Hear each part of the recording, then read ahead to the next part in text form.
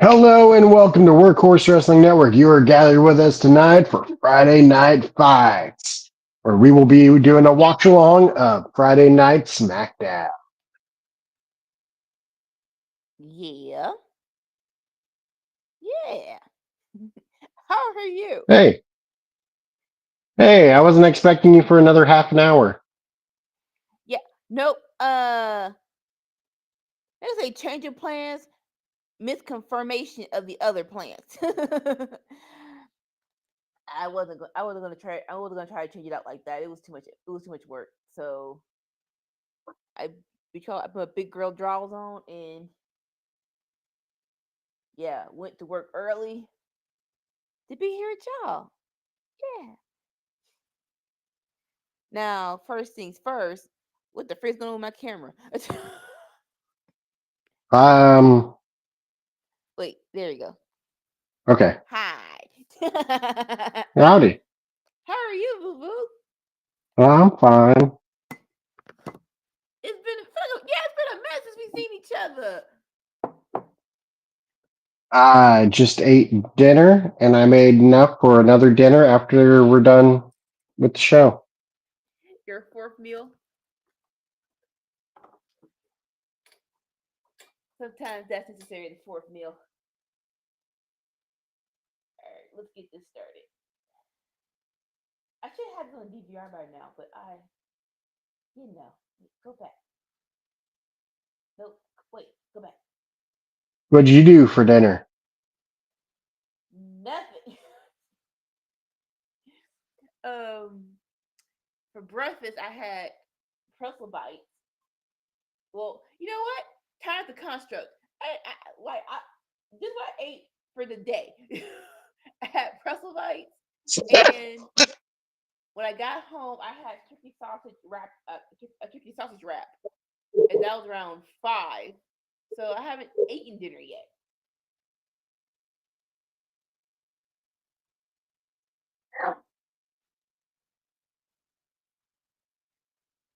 Like, there's turkey wings at my house, but sorry, in my fridge. But I don't want to eat them by themselves. There's no side, so it's like, what are we doing? My dinner was pretty tasty. What did you eat? So rice, pinto beans, chipotle peppers with adobo sauce, and salmon. Oh, yeah, that actually does sound really good. I didn't have no green veggie, but Yeah, beans. That's good enough. legumes.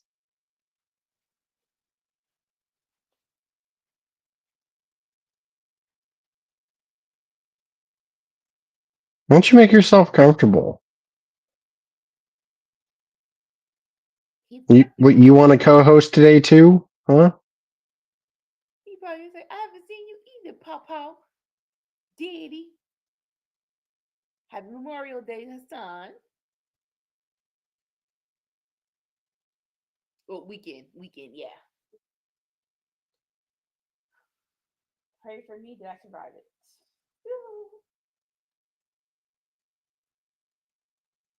All right, do you have SmackDown? Yeah. There was a brawl between Damian Priest and Drew McIntyre, and now we got Tiffany Stratton in the ring.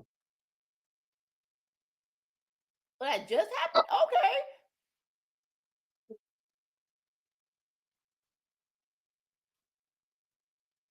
My app want to act stupid right now. So give me a minute, but that's a nice way to start off. Mm-hmm. Like you can never go wrong with Another Raw. thing that put SmackDown over Raw, because Raw would have just started out with Tiffany Stratton. To I have not seen Raw. I'm trying to think. I want to see the first 30 minutes, and then I fell asleep because I came home late. But crazy enough, now that we're not reviewing it, it's like how invested am I watching this live or at all actually? And it's like, dang.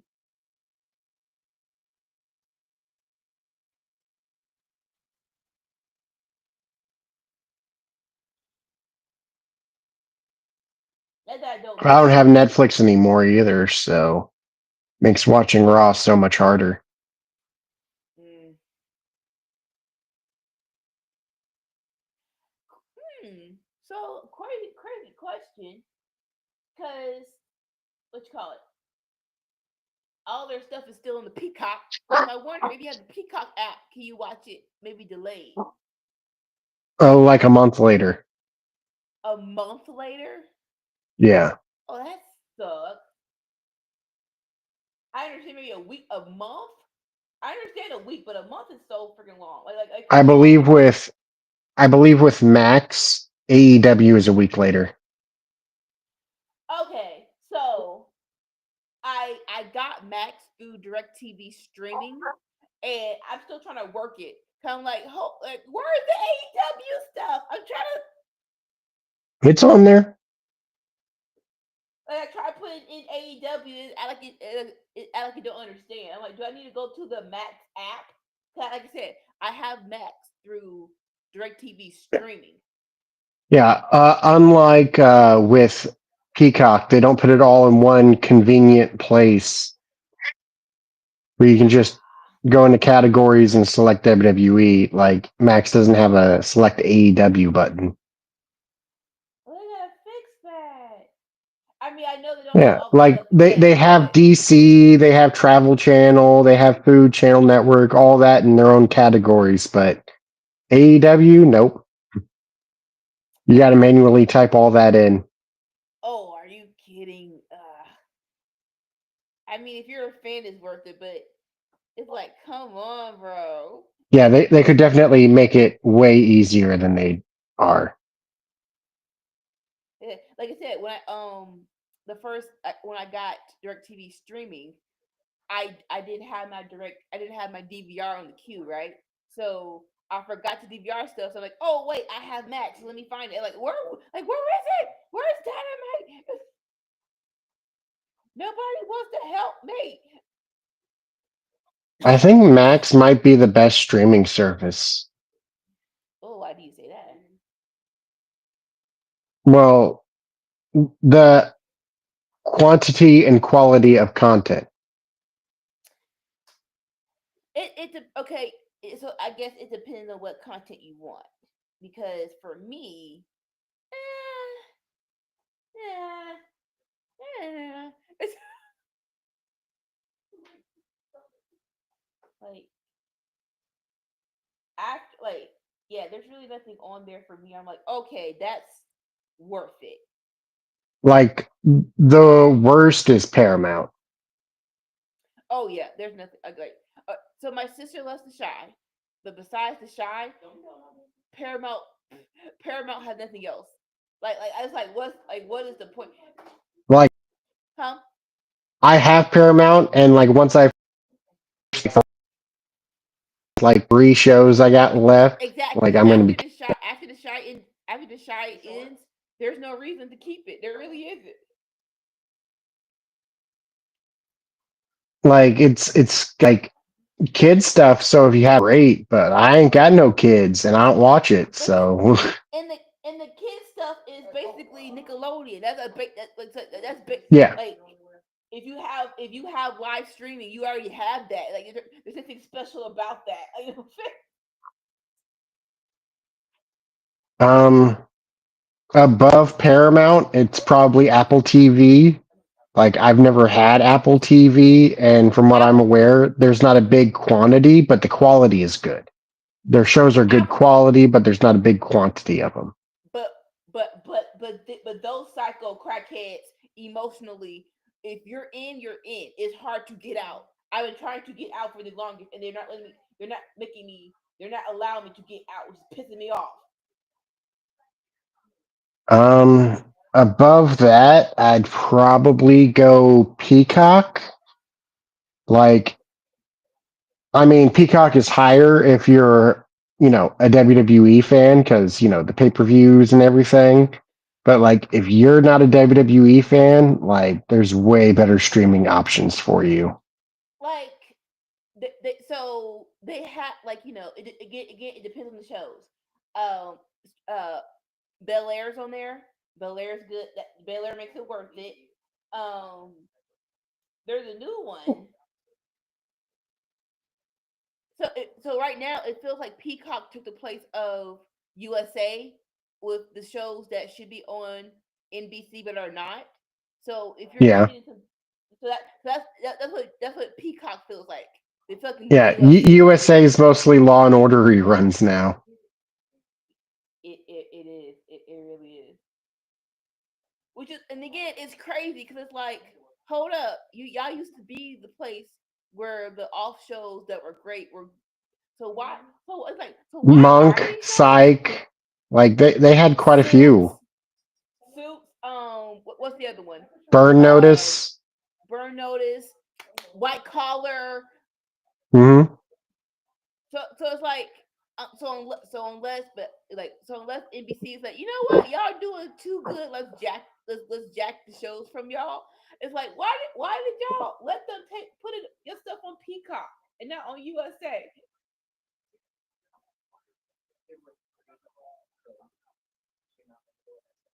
Okay, cool. So above Peacock, I think I would put Netflix. Netflix is still Netflix is still goaded.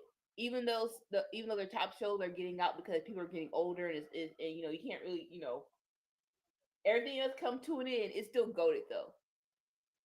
And then above Netflix, I would put Disney Plus, and then Max number one.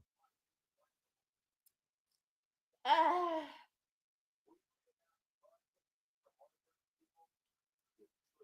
I have You not a a fan of love Disney Plus? I have a love annoyed relationship with Disney Plus. I don't like how I like how obnoxious they're being with their service.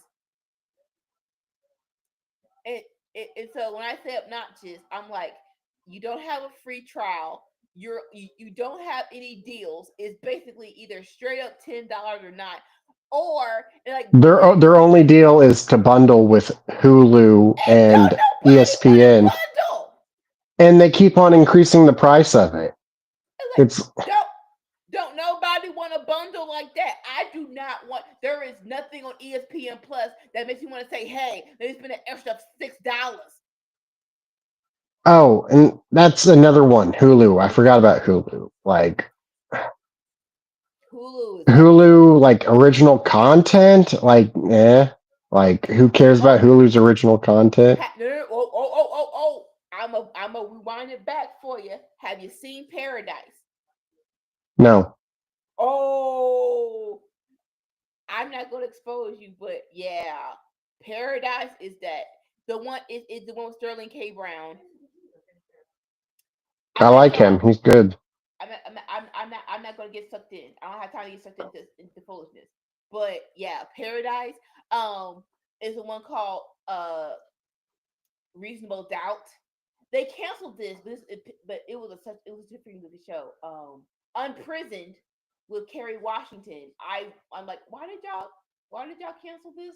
This could have been at least 5 seasons, but I digress. Whatever. I The really need to just cancel my Hulu. Like I never use it. So I've had my family. Well, okay, I say family. Me and my niece had this discussion. Um, so we're free. We were free trialing it for 2 weeks, trying to find, trying to explore different options, and we settled on DirecTV because it's just a bigger. It looks better and it's more channels, right? The only thing is, it's not Disney Plus. So I gotta get my. I gotta find stuff for my niece to watch. I'm like, look what they have though. Like, I know you miss Disney Plus, but You DirecTV got Peacock though, don't you? we have Peacock, and more so with DirecTV, and it's free for 3 months. We also get Max, Stars, and Showtime. So it's like, baby, we got. Oh, Stars is nice, but it's like an add-on. It's not a one that you like have Stars. It's like you have Amazon and you have the Stars add-on, or you have Hulu and you have the Stars add-on. But like I said, it's free. So instead of paying $3 for it, it's free. And like I said with everything else, once power goes off, we're probably gonna have to delete it. But as of right now, having those three apps for free versus getting Disney is like, baby, we gonna have to outrule you just for a Uh, month. but your niece has Max, so she has all the Cartoon Network stuff. She can I watch got like Powerpuff Girls I have and Scooby Doo. so I have so I'm very busy, but one of these weekends I gotta show her what she's missing. I'm like, look, you get to watch Amazing World of Gumball again. Like you telling me I can watch some Johnny Bravo? Like shoot. She's watched Powerpuff Girls. I don't think she's ever watched Johnny Bravo though. But she's watched Powerpuff Girls though. I sent that one video in the Discord of the dude in Africa walking around as Johnny Bravo. Did you ever watch that? I think once. I sent it in the Discord. Like this dude's just ridiculous. But we need those dudes in our lives. Like you entertain with your ridiculousness, so I don't have to. But like dude had the whole get up on. He even had the blonde like pompadour or whatever it's called hairstyle going on. I have no clue what you call that hairstyle. The 50s pup, big on everything else is slicked back.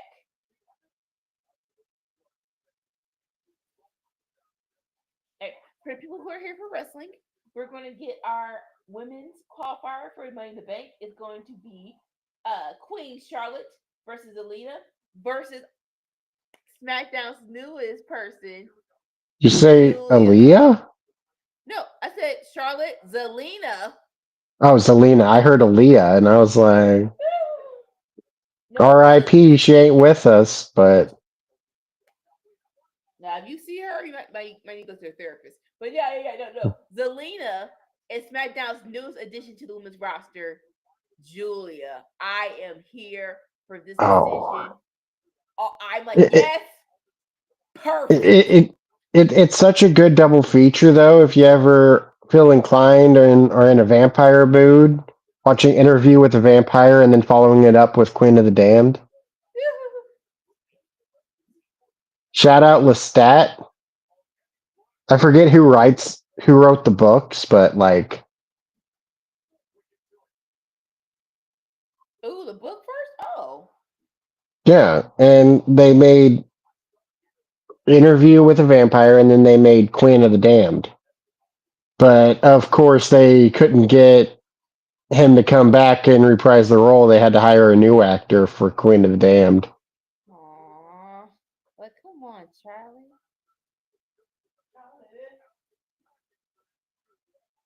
I mean, it's still the same character, Lestat. It's just a different actor, and I think a lot of people don't realize that the movies are connected. That it's the same character in both movies. It's just you know.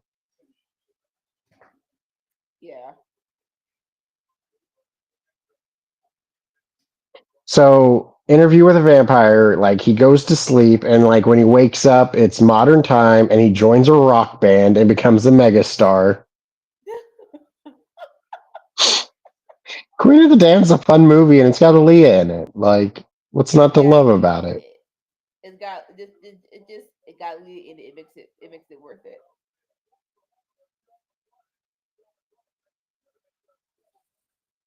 All right, real quick, the girls are trying to fill each other out. It's going somewhat smoothly. It's I.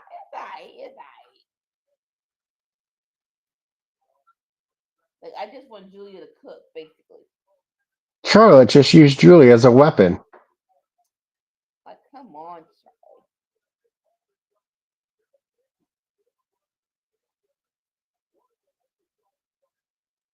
It's like, how long are you gonna make us wait to put the belt on her? That's all I want to know. Like, how long we gotta wait? Man, this is good. Like, yeah, like beat Tiffany now. Woo! Like, y'all gotta wait. Let her be Tiffany now. And Julia and Charlotte, this is a money match right now. I love Mommy Rhea Ripley. I love Io, but Julia over here, y'all just added some power to SmackDown.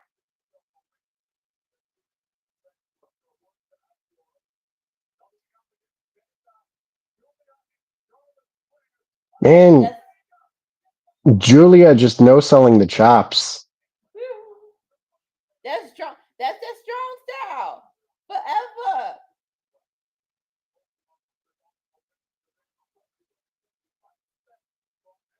That's the only thing I'm gonna miss. I'm like, I wish I still want to see Julia versus Io.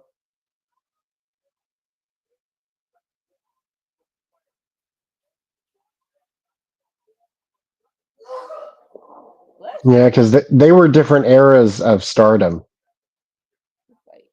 Like, ever since that little showdown face to face, I'm like, come on, man, just give it to us this one good time. All right, Zelina.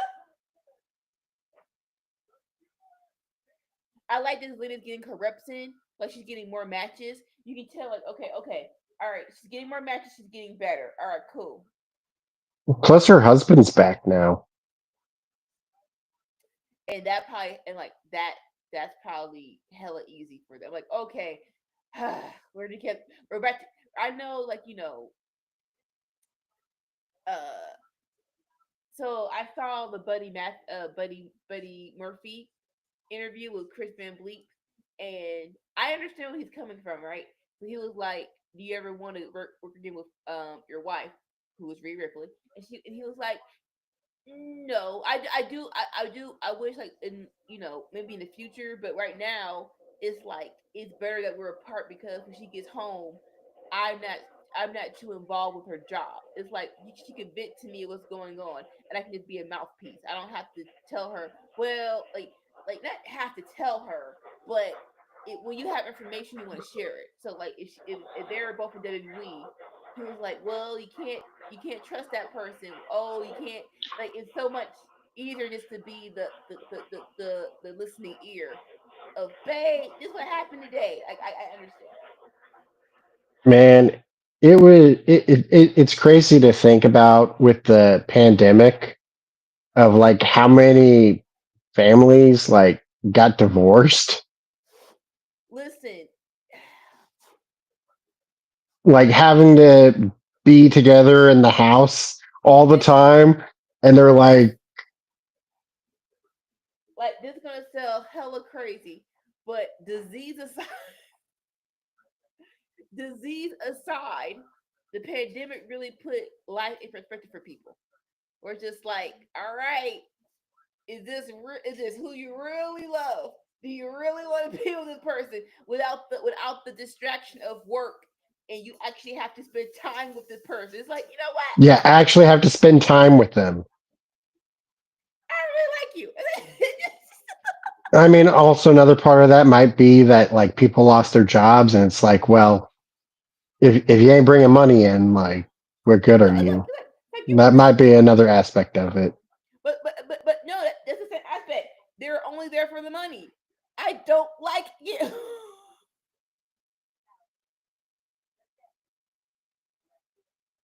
Like you saw the couples who actually stood tall. They were making banana bread. They were actually playing games. They were actually pranking each other. It was actually cute.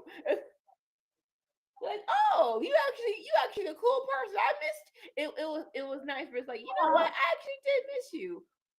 I'm sorry. I Like was working so much. for those few companies that were like, yeah, super great of like, yeah, we'll keep you at home, but like we'll still pay you.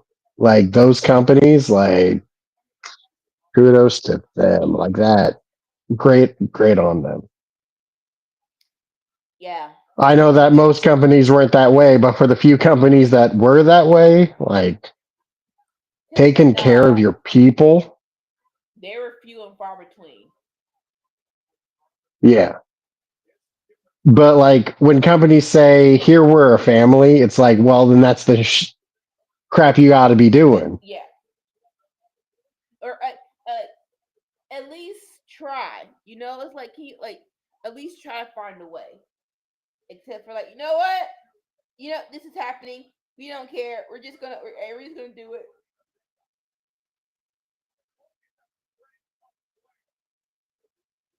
Unlike the other companies that were like, yeah, we're just going to do mass layoffs and like we'll see what happens when like we can open back up. I said they're not, like we're not gonna act like this has happened recently, and they're the mountain to what you call it to navigate all this, right? It's just like there's a way of handling it. So like, even if you have to do layoffs, you don't have to be a butt about it.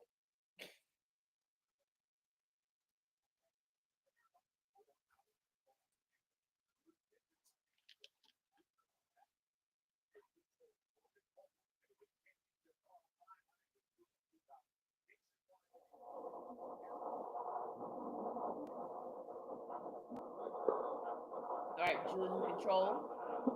There's certain things that really irk me. Like when there's a narrative of like people don't want to work anymore, but then also you want people with 4-year degrees to come in and work minimum wage. Like, Listen. Like I said, disease aside, which is a crazy thing to say, the pandemic really puts things in perspective. Where it's like, you know what? I really didn't like my job. I really didn't like working 8 hours for nothing.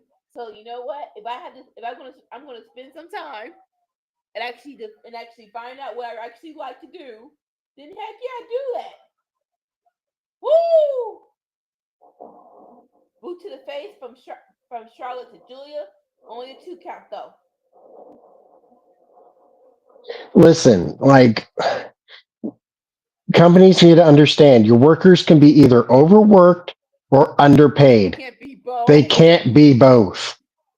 I agree with that. That is fact.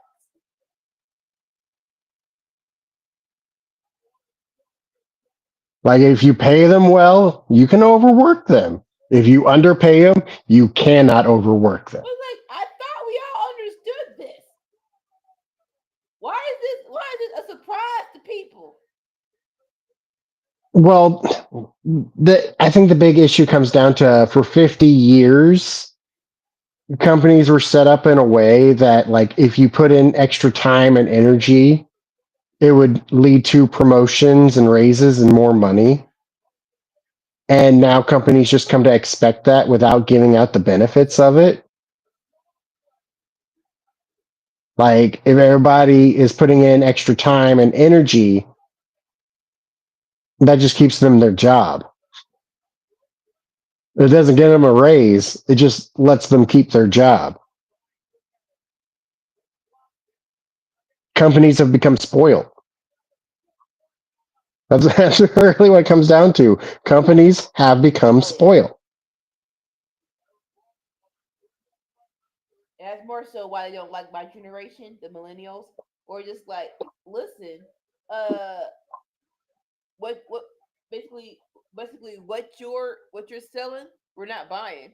It's like, and it's like, oh, no, we're not lazy. You have to give us a reason. Ain't gonna be no mindless working for no reason. No. What is the reason? Why am I here? What is the incentive of me not quitting this job?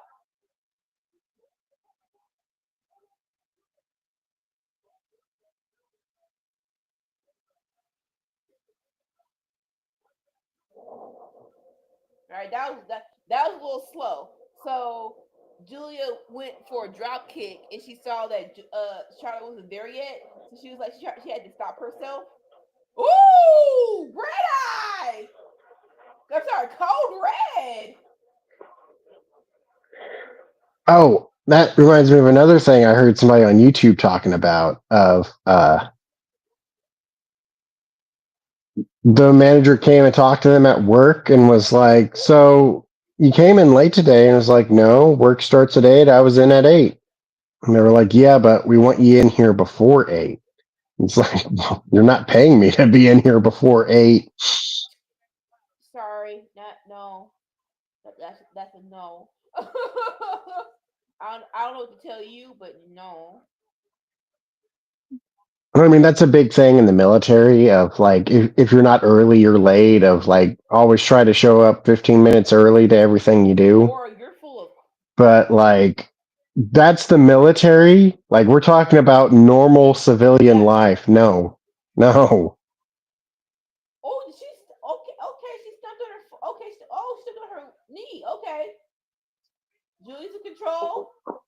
Like, unless you are former military or were raised by former military, like if you're a military brat, then yeah. Like, I get showing up 15 minutes early to everything. But like, if that's not the way you were raised or trained, like,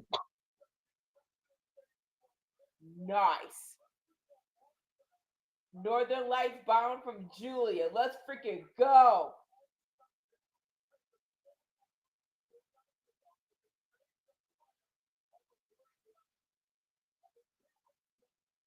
What are you looking at? What do you see? Is it in the match? yeah, I'm getting the replay Julia now. has advanced. Stop. She is in the Money in the Bank. Heck, freaking yeah. I'm happy, but I'm also surprised. You know, it's WWE, so I just assumed, oh, it's going to be Charlotte. Now, ooh, has Charlotte? I don't think Charlotte ever won the Money in the Bank. I know. It's looking like a good No, no, no, match. no. Go back. I know we were talking about other stuff.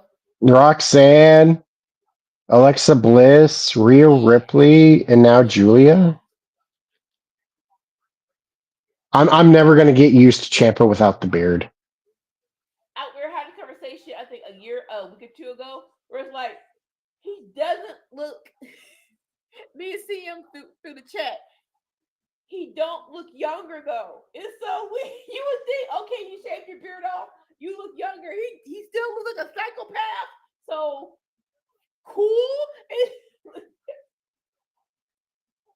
Yeah, I mean, with most dudes, like when they shave their facial hair, they look like babies. You don't look He like no still baby. looks like a psycho. Hey, as long as Jay White doesn't shave, I guess it's fine. Yeah, yo, Jay White needs the beard. Like I've seen him without the beard, he look a baby.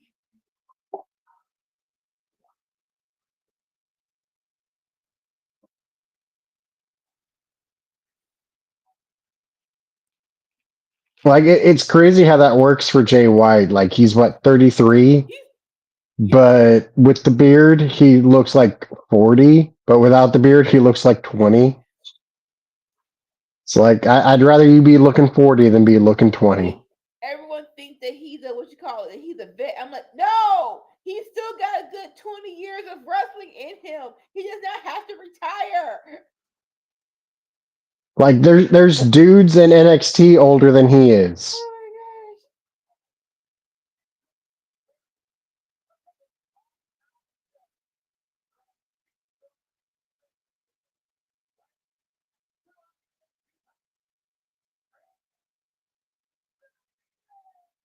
I am so glad that I don't so you haven't been here for a minute, so I would love your thoughts on the matter. Fraxium is on SmackDown. I know that Raw needed them, but I don't think they would get good matches on a daily basis.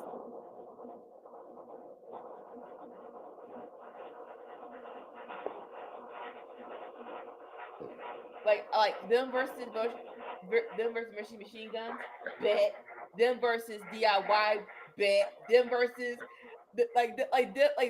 there's so many more competitive teams on SmackDown.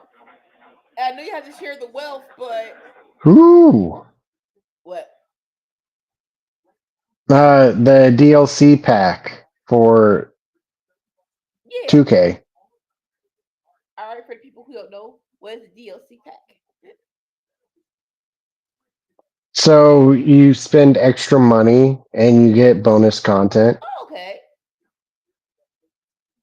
And so I saw Julia. That's cool. I guess she's not on the. I guess she's Yeah. not on the standard game, which is fine. I guess. Same thing with Stephanie Vaquer and Motor City Machine Guns were the other, So and some mystery character, I guess. So, like, I don't have my volume on, so I wasn't able to hear. But there's 5 images, and they only showed 4 of the 5. but you know what? It makes sense because people don't realize how much it takes for how much goes into making the game. So it's like when they're done, it's a year out, and it's like, hold up, these people just got signed. It's like, dang it! And so I understand. We're like, listen, it took us a minute to get them, but we have them in the game now, so you have to pay extra to get them in the game. Now, like, DLC can be very different. Like, you got instances of like Cyberpunk where they made DLC for their game and it's basically an entirely new game added onto the previous game. Like it's Oh wow. their DLC is a second game. Okay. And then you got things like Oblivion where their DLC was a horse. It's like it's just a horse. That's it. It's What? just a horse. Look, you don't have to walk though. It's a horse you can you can use the horse, but it's just a horse. Well, I mean, you can get horses in the game. It's just this was a unique horse. It's a what was so special about the horse? I think it was like wearing armor or something. I don't know. I It's never an bought armored it. horse.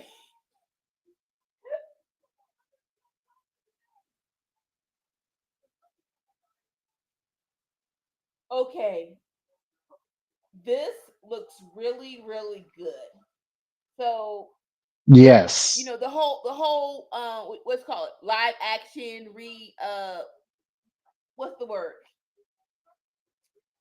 live action cartoons. They're like it's been hit or miss. How to Train Your This looks better than anything How Disney's to been Train Your. doing. This was like some freaking epic. What's the word? Lord of the Rings type movie. I'm like, heck, and that's what it's like. If you're gonna go for it, go for it. It's like Yeah. How to Train Your Dragon. Let's go straight up Harry Potter, Lord of the Rings. I want like all of it. Like that's another thing is like if you half-ass something, like don't be surprised when it's not a hit. It's like or no wait, not half sit, but you take stuff away from it. It's like what? Like I'm still on Mulan. What was the point of removing Mushu? Who said that was a good idea?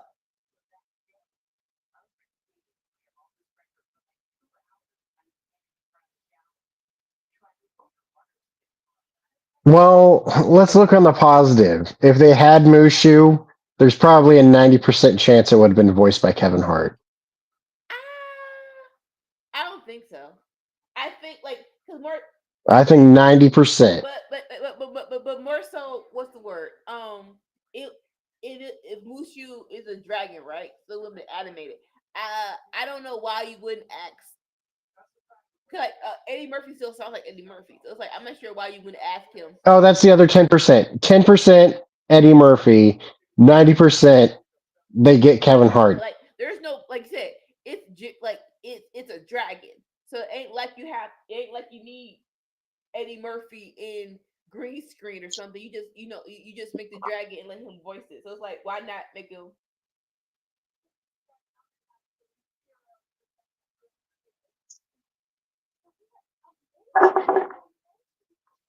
I mean, all these movies, they just want to change everything. Like, they don't want to keep it true to the original, especially with Disney. Disney's really bad But about it's like that. for what though? Like these aren't. The one exception was The Lion King. No. Like, The Lion King was basically note for No, it note wasn't. the No, it wasn't. original. Because it got rid of Scar song, and that was dumb. How you gonna get rid? Oh, be prepared. Oh crap. Be Prepared's a But banger. you Like, how Yeah. you get rid of that song? But that's literally the most accurate Disney has done for any of their remakes, I think. And more Like, so, like it wasn't about the accuracy. It's like the voice of Nala is like, what are we? Nala was not talking this much. What she wasn't talking this much in the movie, so why are she talking this much in the live action? I don't understand.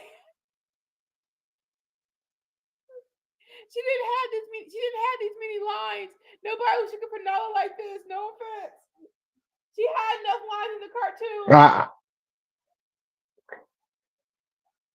um, I mean, voiced by Beyonce, so either they wanted to give her more or she asked for more. Either which way, like, I suppose I And you get know it. what?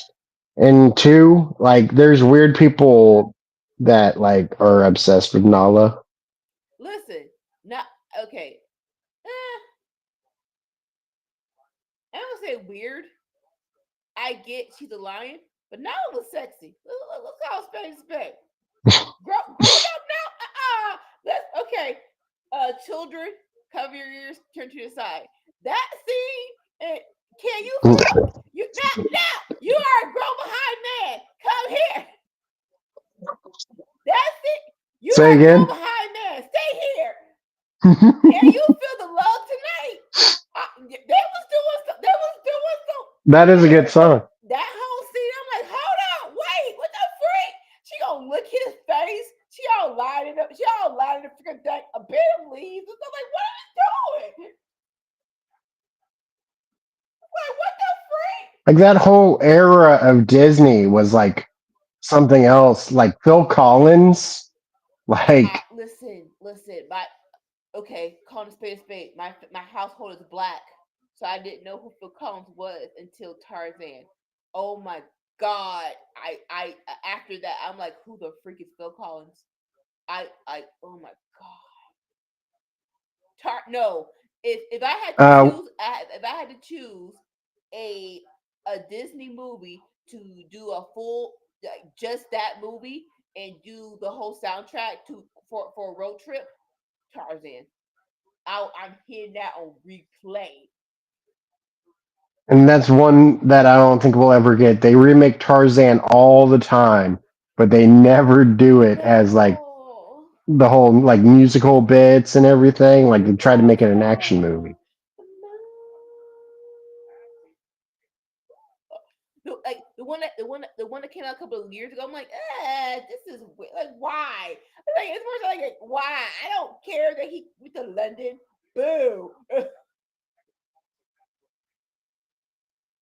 Someday you'll walk home with pride. I got mad at coworker because they didn't watch it. I'm like, what do you mean you didn't watch it? Boo, boo, freaking you! And he was old enough. If you're older than my niece and my niece loves Tarzan, you should have watched Tarzan.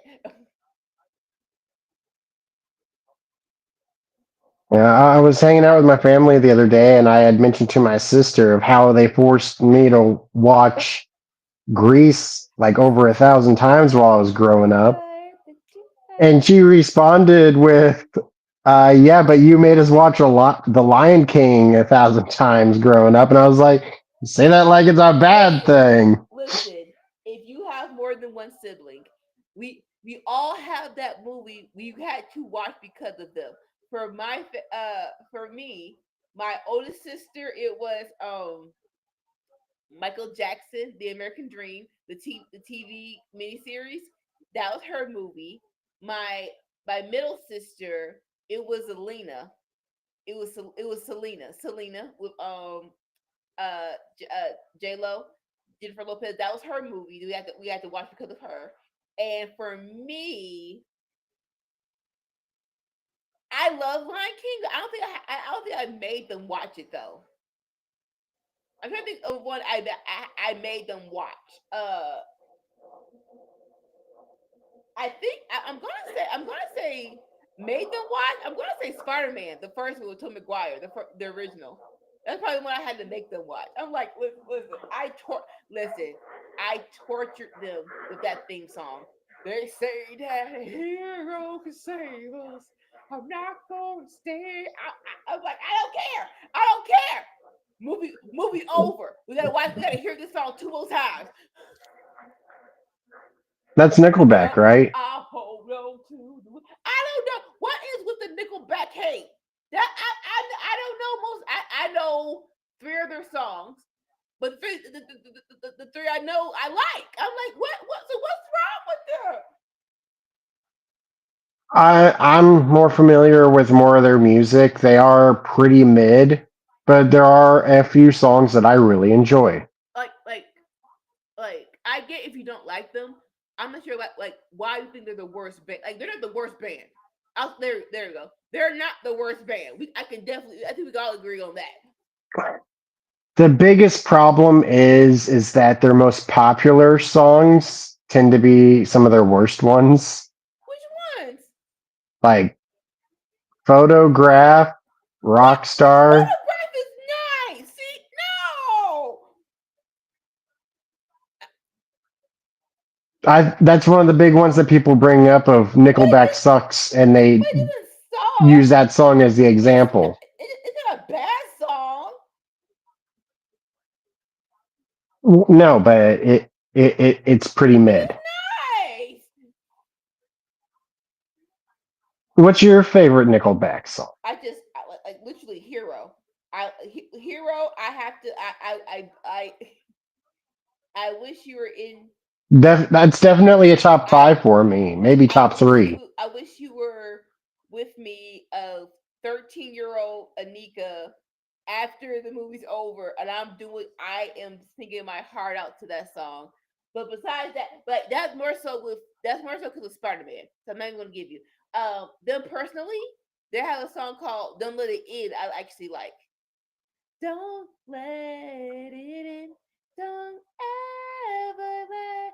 I got two tickets to the gate. It'd be great. I could take you to someday. My favorite Nickelback songs, I would say their cover of "Devil Went Down to Georgia" Okay. and "Does Heaven Even Know." Hmm. Of their original stuff, I'd say that's my favorite Nickelback song. But yeah, just like can't believe that it's been dead. Yeah, like I think he wrote that song about his second wife, but he didn't release it until he was married to his fourth wife. It beats that way. It beats that way sometimes. It beats that way sometimes. It was one of their unreleased songs, and they finally made enough albums that I was like, this song fits here, so let's put it You in. It's like know, she won't. She don't care. you guys divorced like 15 years ago, She but don't care. okay. Exactly. It was 15 years ago. She doesn't care. It's fine.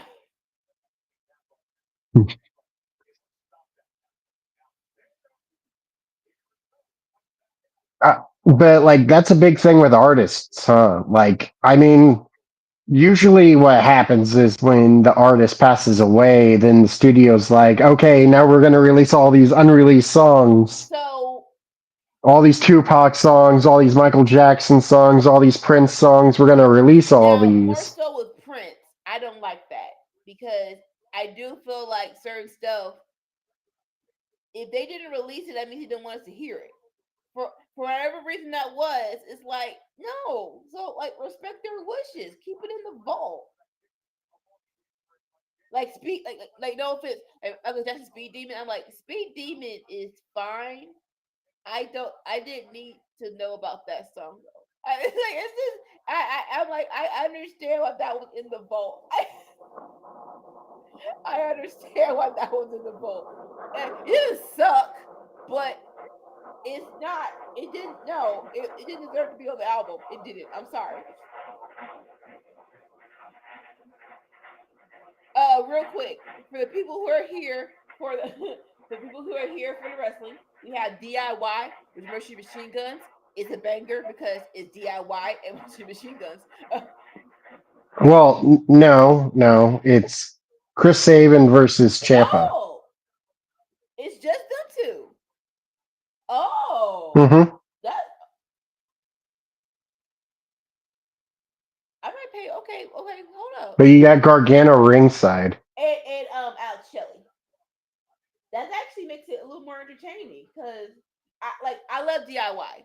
I love DIY, but I am kind of feeding for that Champa Psycho run one more time, where he's just alive and crackheads emotionally in the ring and not giving a crap about it. Like if he comes walking in holding a cane, A crutch, not a a crutch. cane, holding a crutch and sitting on a chair backwards, like, oh crap, somebody's See, gonna get crazy it. enough, he was sitting down backwards on a chair doing a promo of Gargano, and it's like, yeah, there's crazy chop, that's crazy chopper. Yeah, and when he stands up, like he just throws the What kind chair of chair away. did Just you use, bro? You don't have to treat the chair like that.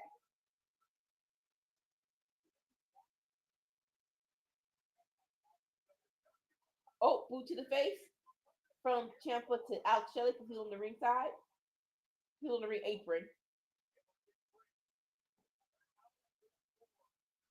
And crazy enough, Alex Shelley, Chris Hemmer had good team careers too. So it's like I love them all tag teams, but yeah, you can do some single stuff just once in a just to freshen it up. yeah.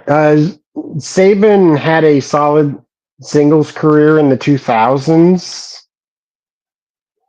Alex Shelley, he had moments, but like nothing Solid. like super Yeah. solid. Like his biggest solo stint was just last year in TNA. Yeah. I gotta say, they look good for their age. I'm not sure I'm pretty sure. And well, Saban was retired for like a decade. But like they're Alex Shelley joined with um oh shoot, I'm spacing out his name. Time oh Splitters. okay. But like correct me if I'm Um, correct. the dude who dresses like he's from Back to the Future. Yes! Yes! Yes!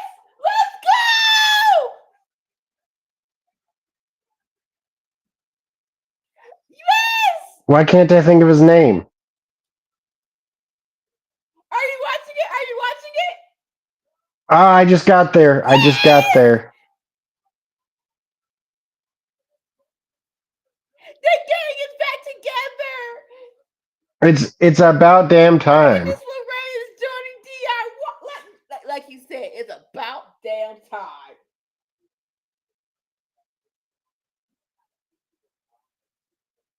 Like I do like I appreciate her.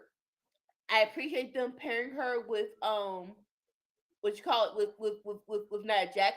It was fine, but she's gonna be more her with DIY. It's like okay, I felt with DIY, she's gonna get more of her licks in with the moves, and that's her sweet spot. Crazy enough, And the thing is that her and her husband actually have good chemistry on camera right? too. Which is like you like that is a very rare thing. Crazy enough. Yeah, like a lot of wrestlers are like dating or married to each other and they don't have good chemistry on I'm camera. like, what are is this is this what y'all like in real life? Y'all need to change something. I think it might have to do with the fact that like both of them are just kind of goofballs that both love wrestling, and so it It just makes sense. Yeah.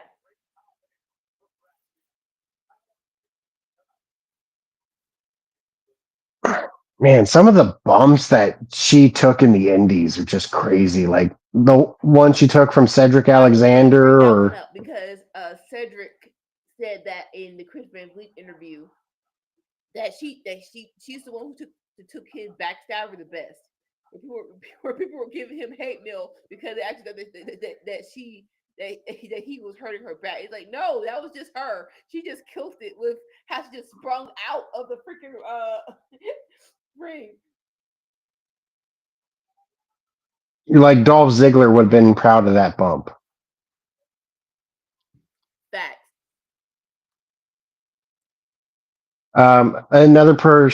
Another one is the Young Bucks, the bump she took from the Young Bucks. I haven't seen that one, but I've heard the great things. I have heard interesting things about that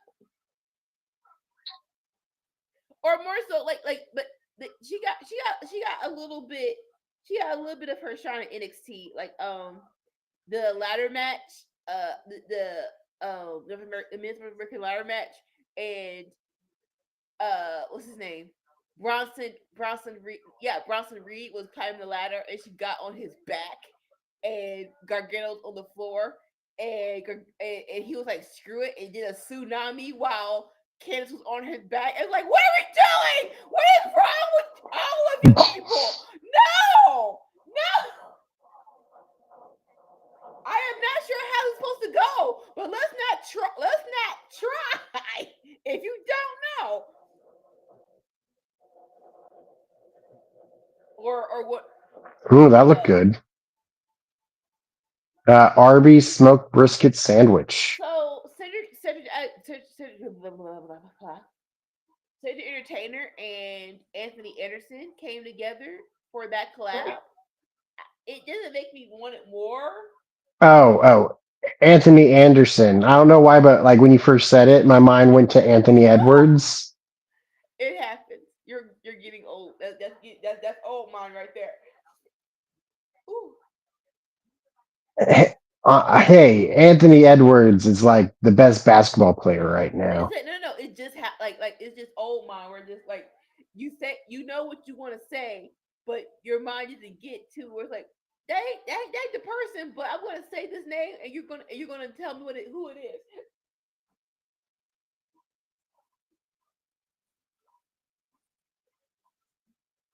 Like, y'all know what I'm trying to say. Help me here.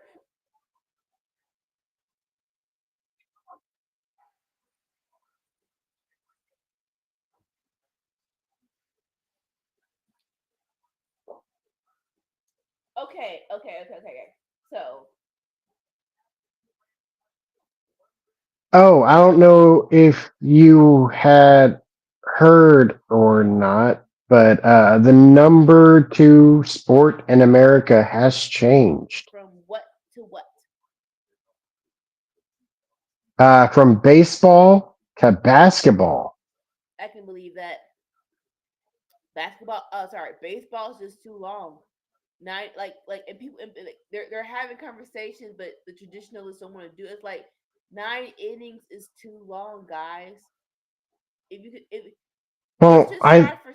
a big thing to it is that baseball is primarily watched by older folk. But but I'm pretty sure if you ask older folk, they fall asleep and they wake up and they wake up at the end.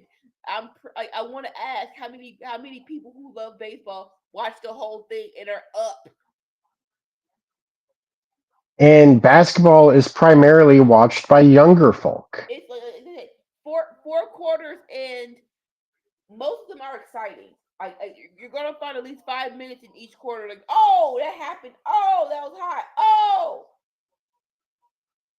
But number one is football, and people watch that at all ages. It's not a primarily young, primarily old. No, listen, both. Young and old. We all watch there's a football. primal thing in us where we like the contact. It's very few people who are I don't want to generalize it, but most humans like some kind of contact in some kind of capacity, and football is the I don't know because like I feel like hockey should be more popular then because hockey so with has. hockey. I watch so with hockey. What's the word? Uh, my people are from Chicago. The Bulls were down. The Bulls were Hmm. down. The Cubs were down. So that in 2010 to 2012, we're like, all right, what are the Hawks doing? And the Blackhawks. And I try to watch one. It's just too fast. For me personally, I'm like, it's literally like, where the puck go? That was a score? Okay. You know what? I can't pay to do this. I'm not doing this anymore. It's literally like what the is so freaking fast. It's so freaking fast. It's like what more so. It's like And I guess I'm trying to think when I was watching it, it wasn't that much fighting. It probably was back in the day, but like 2012, I'm like, there ain't nobody duking it out in the box. Like full honesty, like why would you watch soccer when you can watch hockey? It's basically the same sport, but way more I didn't say exciting. that. You did. I said I'm it. I not said it. disagreeing with Like you. I understand that it's just the U.S., Canada, and Russia that really play hockey, Now, but like the rest of the world, y'all are missing out because it's way better. now I will say this: the women's soccer team, they make it look so fun. Like I think, and that's with sports in general. It's like you got really you gotta want to have fun with them. The women's Olympic soccer team, like you could tell they're just clown. Like once they knew they were winning, they were just clowning on that field. That was hilarious. Or like y'all, when you're that Like good, it's crazy. It can get dangerous. How when you're that good. like I understand that like Ronaldo and Messi that they're like amazing players and FIFA's one of the most played video games like ever, but like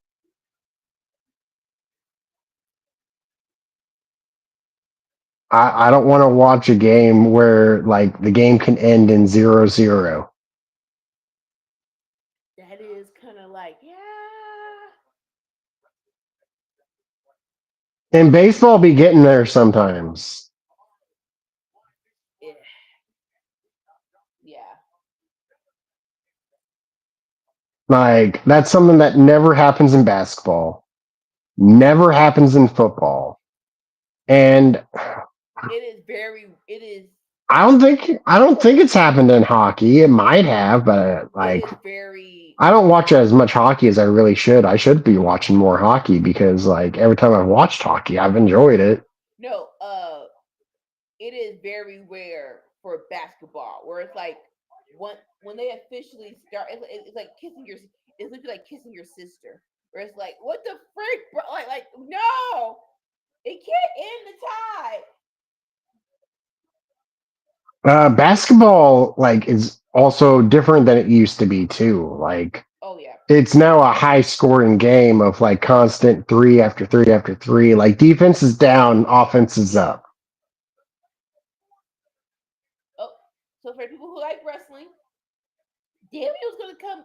I blame Steph Curry for that, by the way. Yeah, yes and no. I'm also going to blame the retirement of Tim Duncan. I wish he cared more about the sport afterwards. When I say that, it's like he retired and he don't give a doggone damn. And you know what? I can't say yay or nay to that. It's like, you know what? You did your time. I understand why you want to relax. Right. Tim Duncan might have been the greatest defensive player in the history of the He was NBA. just so. And now we're in an era where no one plays defense He anymore. was just so. Like he only retired a decade ago. How did defense die so quickly? But the only reason why he wasn't, he like not gonna say more. There's not a spotlight on him is because he's so chill. He just wanted to be a basketball player. Well, also defense isn't hot. Defense isn't exciting. Yeah, Like but like unless like I said, he didn't want to be a superstar. He just like if you didn't know, if you didn't watch basketball, you probably don't know who Tim Duncan is.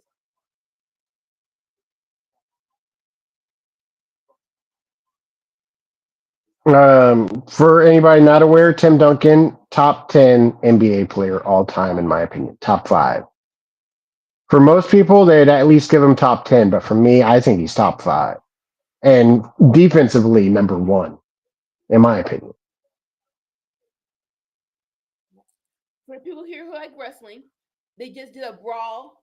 We can't contain Damien and Drew McIntyre. We'll see them in the cell next tomorrow. And now we got New Blood talking it out. cause we had so we haven't had a conversation with Jeff Cobb and Jacob Bob too just yet, and he's real. He's like, listen, I don't trust I, you, bro. Cobb is from Guam. So wait,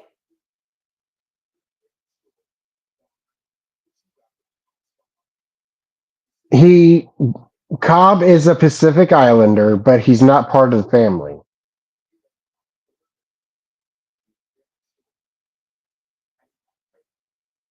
No relation. wait.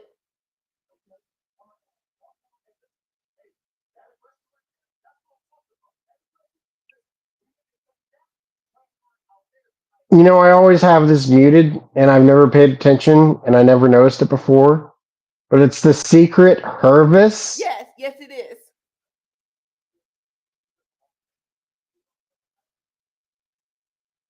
I'm still on the backstage segment with Jacob Solo and Jeff, and Solo is you. Solo is his brothers. They're all stupid, and I'm actually happy that they're letting Solo be stupid.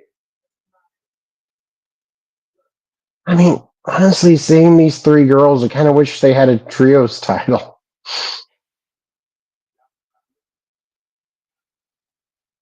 Like, okay, like Kaylee Ray, like when she was with the Unholy Union, That wasn't whatever. her. That like I'm not sure if her and Aladon were friends, but you can kind of see that her and Piper Niven are I don't know, Oh yeah, but they go way back. you can feel that. You can feel that from them. I'll be right back.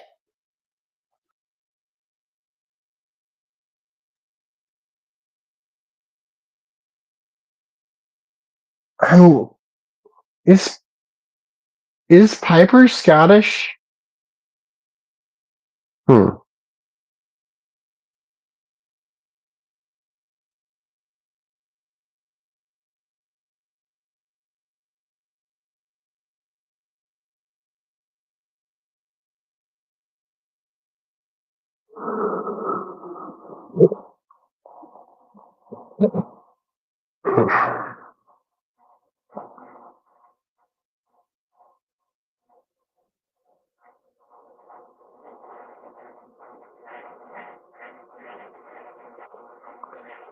Um.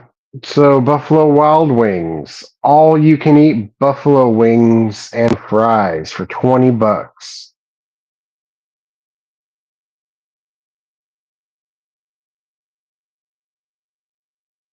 I had to let me in. But yeah, Is Piper Niven Scottish? yes, she is. Okay, so they're both Scottish women's wrestlers. And Yeah, it's like, and I'm not saying that and they were wrestling on NXT UK a decade ago. and I'm not saying that everyone has to be friends, right? My mind went to Scorpio Sky, Ethan Page. You would not know that they did not hang out until they got together. That's insane because they're was probably one of the best duos in the AEW. But if you're not clicking, like like her and Aladon were fine, but you can tell that her and Piper are like they actually click. Like it's there we go. It's not forced. It's just easy like that. I mean, they're both from I Scotland, mean, though. That's Aladon, like but Alad, on the same level as two women's wrestlers from like New Jersey, but right? It's like on that Aladon was level. from Scotland too, so can't put it on that. Well, she also came up much later. It's like that. Like I said, it just depends on who you click with. Well, I mean, it's like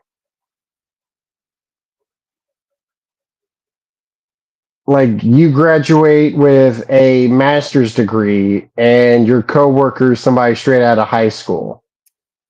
Like, yeah, y'all might be from the same hometown, but like, how much do y'all really have in Um, common? yes and no. I think about one of my best friends, and crazy enough, he is 10 years younger than me. But somehow, some way, like we were in the same group at church, and it just like it literally just clicked. Where it's just like, who are you, little boy? And it's like he's in Philadelphia doing him, but when he comes home, it's like, what did you call me, you crackhead? Why did you?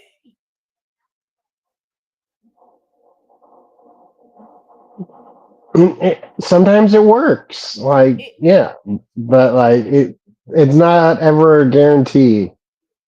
like it really is like it's you have to be on the same vibe.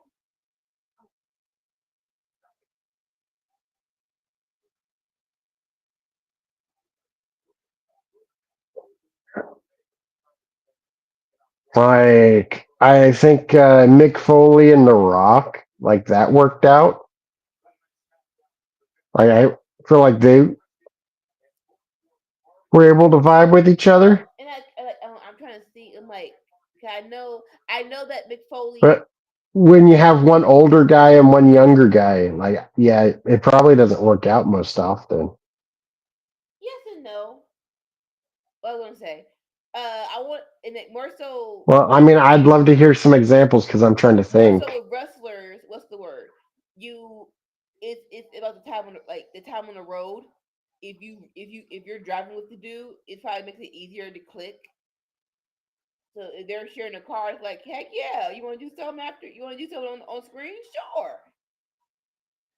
Or to realize that you don't click because like that was pretty evident with certain people, but like when Vince was in charge, he'd still make them like be tag teams together, and it's like, Yeah.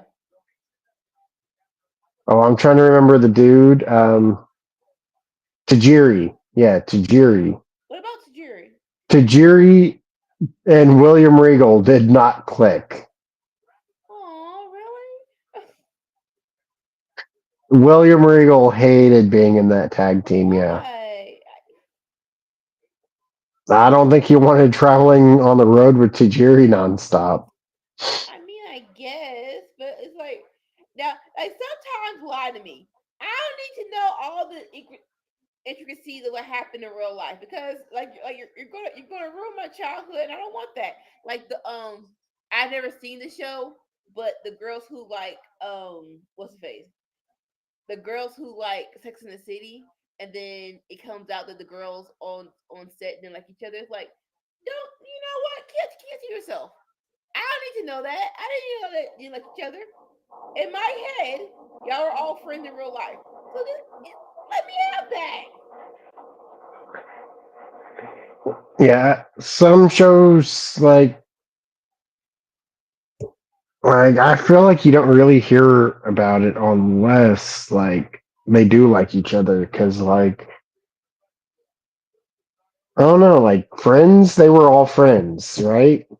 They were all friends and they were all smart. I love the premise of, listen, we gonna get this money. So if anything, let's stand together. Don't let our agents control this, and let's get this $1 million. I love that for them. Oh, was Friends the one where they all made the agreement that everybody gets paid the Yep. same?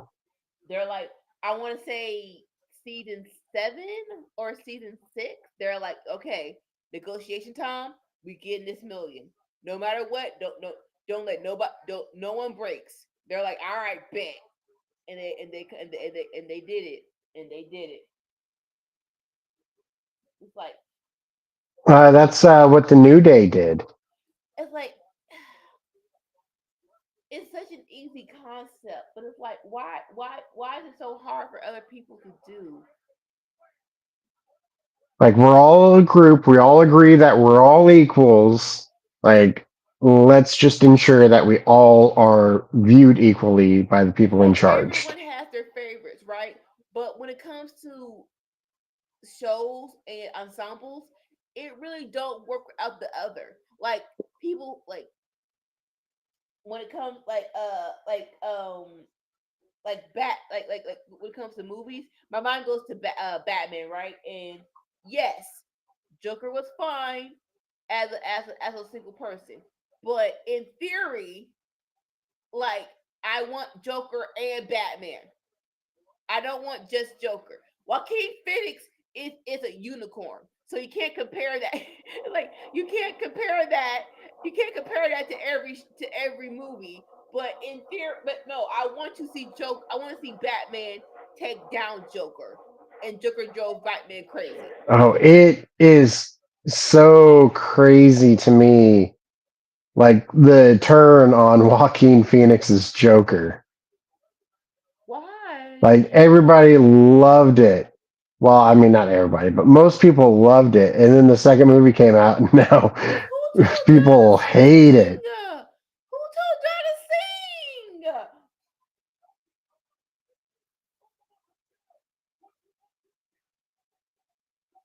Like it is so wild to me how people 180'd on a character. All right, for people who are here for wrestling, real quick, it's a tag team match. Mia Yim and B Fab versus the Secret Herpes. It's hard to say. Mm, Secret Herpes. HER. That's Service Herpes. Uh, yeah. uh, with help from Zelina Vega, getting her look back because they did kind of attack her from the back. Oh, when's the next Batman movie coming out? I don't know.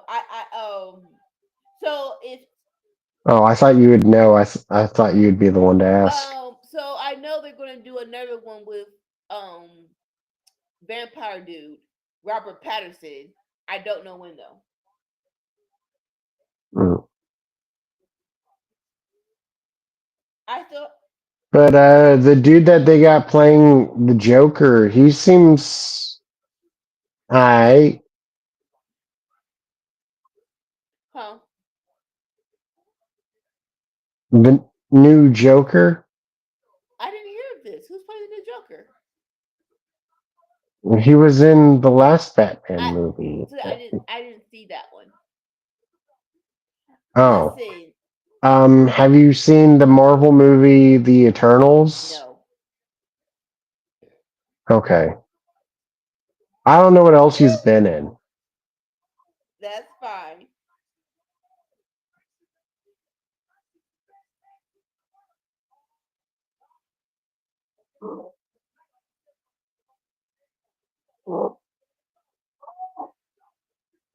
Savannah Georgia, let's go.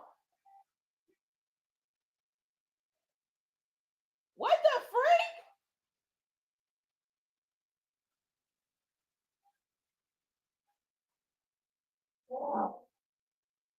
I don't hate it. Do that later down the road. All right. So, people who are here for wrestling. He kind of makes me think of like a young Cillian Murphy. Okay. I mean, of course, he's not Cillian Murphy, but he gives me like Cillian Murphy vibes, like a young Cillian Murphy. I'm not mad at that. What was I gonna say? Um, yeah. For people who are here for wrestling, we have Street Profits having up their match tonight versus Fraxium. Savannah, they do it here tonight in Savannah, Georgia. And then while they're having this up, they had a face off with New Blood. I am not mad at that. Give me Montez versus Jacob Fatu. Yes, please.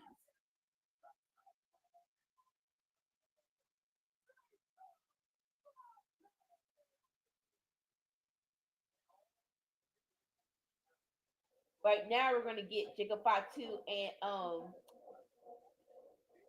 he's Jeff Cobb. I'm not changing his on SmackDown. They didn't change it on SmackDown. His new name is now JC Mateo. So like it's still Jeff Cobb, but they put a Mateo on the end. and it's abbreviated Jeff Cobb. All right, fine. I'm calling you Jeff Cobb though. I'm sorry, I'm not calling you JC Mateo. Uh, and it's gonna be versus Jimmy and Ray Phoenix, which is cool.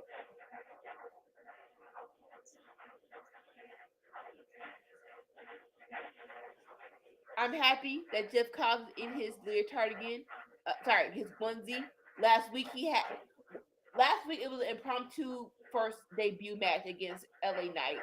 So he had his shirt on with some jeans. I'm like, this is not Jeff Cobbs. Where's the onesie at? This is weird.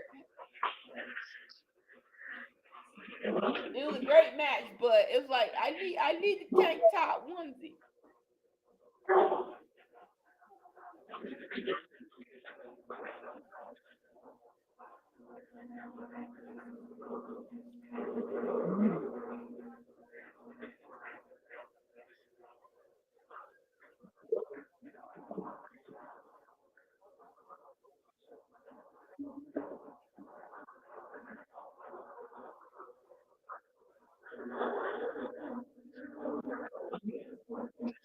All right, now we're in commercial break. Two, two, two. Thank you all for joining Pro Wrestling. I'm sorry, I talk too fast sometimes. Let me slow it down. Thank you all for joining WordPress Wrestling Network Friday night fights watch along. We're here every Friday night unless life be lifing. If you cannot make it Friday, join us on Saturday morning for reviewing the AEW review of Collision and Dynamite. Tomorrow night, um, I'm not sure. Are you going to be there for Saturday night main event? Um, I will. I should be available for Double or Nothing.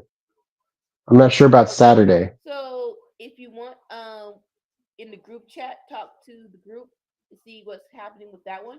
We are most definitely doing on Sunday night. Double or Nothing watch along, so come with us and join the party for there. And Tuesday night we have our flagship podcast called The Cookout, talking about what's cooking up in the world of professional wrestling. Yeah, I missed it on Tuesday. It was fun. You had to get used to the bingo because it wasn't regular bingo. It was like you had to do a specific pattern, and so it's like, come on! If this was regular, I would have bingo by now. But it was still fun. Yeah, I ended up passing out after What do dinner. you mean? What happened? I guess I ate too many carbs. Well, you mean you fell asleep? Yeah, I ate and then I passed out and I woke up at like 4 Sir, a.m. okay, say you fell asleep because passed out means that like something medically is wrong with you. So something medically was wrong with me. Oh God, I had the itis. that is not medically wrong. That's just a happy feeling that happens when you have some good behind food.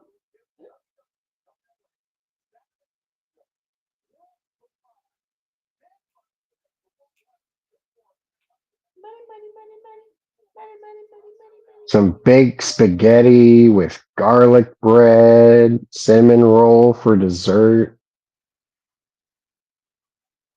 I need to eat something. Oh, So the spaghetti was part tomato sauce, part like three cheese sauce, mm, had onions, garlic, bell peppers, mushrooms, crazy. topped with cheese and then baked in the oven. Like crazy enough. What's the word? Um, people I see people mix up Alfredo sauce with spaghetti, and it's like I'm sorry, Alfredo sauce with spaghetti sauce. It's like that makes sense. Alfredo sauce isn't nothing but cheese and cream, so it shouldn't be that crazy of a mixture, you know. Well, like the three cheese sauce is basically Alfredo sauce. It's just And it's nothing nothing but cream and cheese. So it's like it shouldn't be like it's not like a drastic change. Like it's not like you're mixing pesto sauce with spaghetti sauce. I mean, it's basically spaghettio sauce.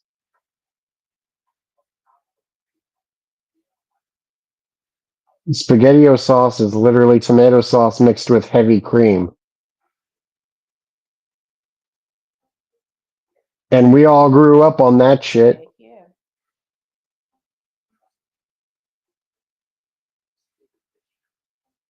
All right. For people who are here for wrestling, we're getting some dramatic stuff here from Legado Fantasma, trying to get Umberto back into the fold. Legato Phantasma. Legado. They're trying to get him. They're trying to get Legado back on his. They're trying to get Umberto back on the good side of Santos. It's still taking some time though.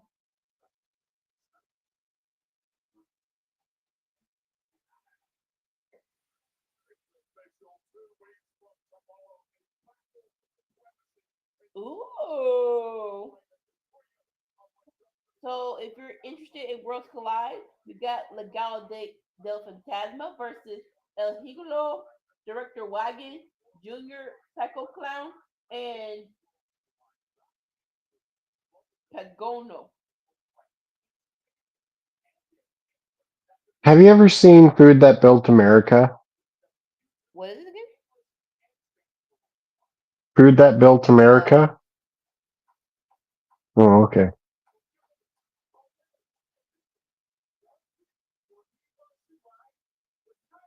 Honestly, one of my favorite shows to watch. I've seen every episode. Yo, not just suck though. They go into the history about like all your favorite food companies. Tells you the backstory, how the companies were founded. Even goes into how like they created some of their flavors. Some of them just being complete accidents. Right.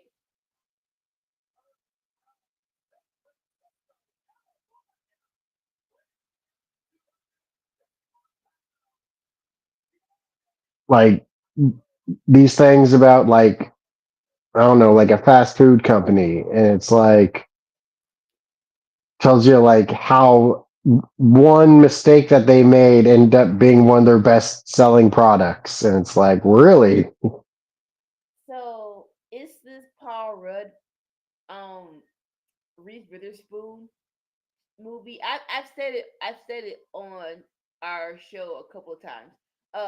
On Workers Wrestle Network. It's called How Do You Know? I just like it's a romantic story, but I love the premise of no. The premise of is yeah, they're thought it's two people who are going through a critical time in their life and trying to figure out the next move, right? And at the end, Power Rudd is this whole thing about the story of Plato, and basically the dude used this goop the inventor, he used the goop for air conditioning, right? But air conditioning got invented, so basically there was no he was getting outed. Like there was no reason for him, right? And so he got home and he saw his kids playing with the goop that he used to clean their ACs or for using their air conditioners. So he's like, huh, how Play-Doh. Play-Doh. And so he was like, huh, what if I color this and give it to kids? And that's how Play-Doh was invented. And Paul Rudd was like, I kept this little thing of Play-Doh just to remind myself that we are all one decision away from just making our lives work. And it's just like, oh, Oh, liquid hand soap, for instance. Like they had left the machine running overnight. Like they forgot to turn the machine off. Everybody went home. They came back the next day, and like the soap that was supposed to become solid hand soap had just formed into a liquid. And now, like when you go to the store, who's buying bars of soap Because anymore? it's well, more so for the downstairs bathroom because it's nasty. People come. I don't want. I don't want. I know we all family and friends, but I don't know where your hands has been. So Like who buys bar soap anymore? And liquid soap was made by accident because they left the machine running overnight. now, personally, for my own personal body, I still use bar of soap. But for just the pee and wipe and wash my hands, that's the liquid soap.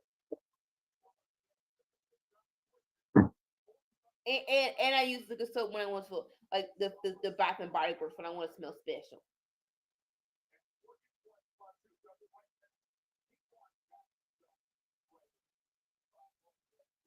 Oh, Cheetos. Hmm.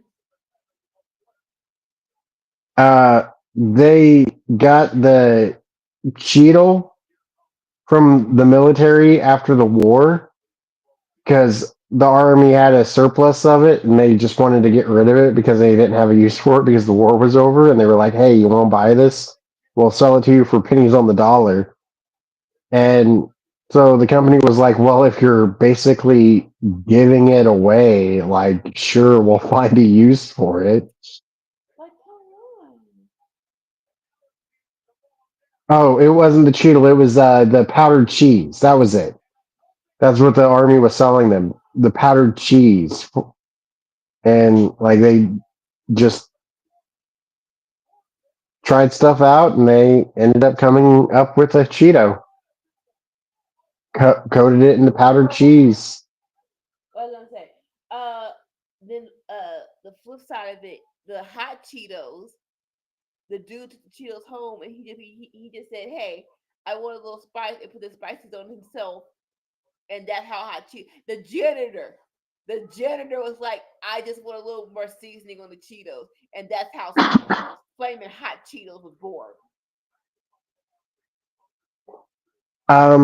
Wrigley chewing gum. Yeah. Uh, like they sold like other stuff. Like I think they were selling like soaps, like bars of soap, and they were doing a promotion where like if you bought stuff, you could get a free gift and things. And they had a bunch of different options, and by far the most popular option was their chewing gum. And the chewing gum ended up being their top selling item over the actual products that they were trying to sell.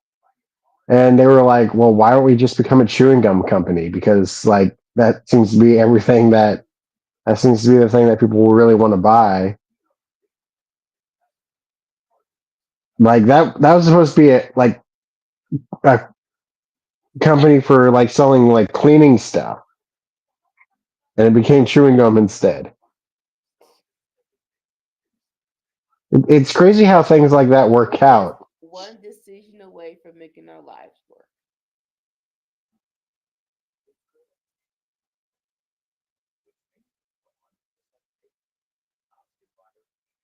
All right, commercial break. As of right now, the match on Like it, is Jimmy Ray Phoenix versus Jacob Fatu and Jeff Cobbs.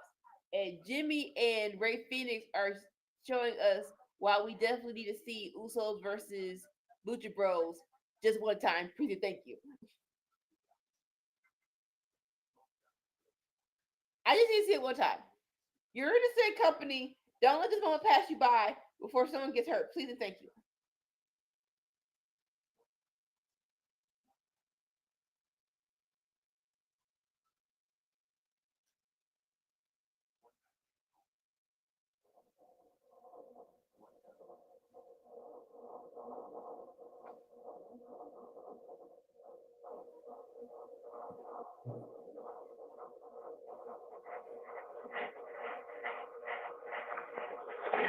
oh, another one, cornflakes.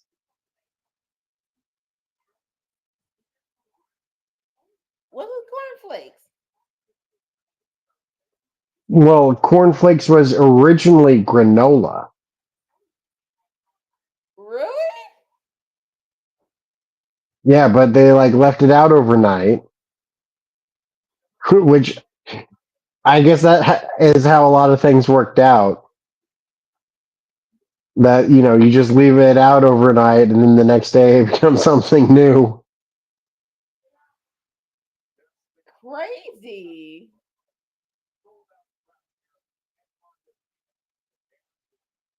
But that's how Kellogg's breakfast cereal, kicked off. Before it was just granola and milk, Yeah.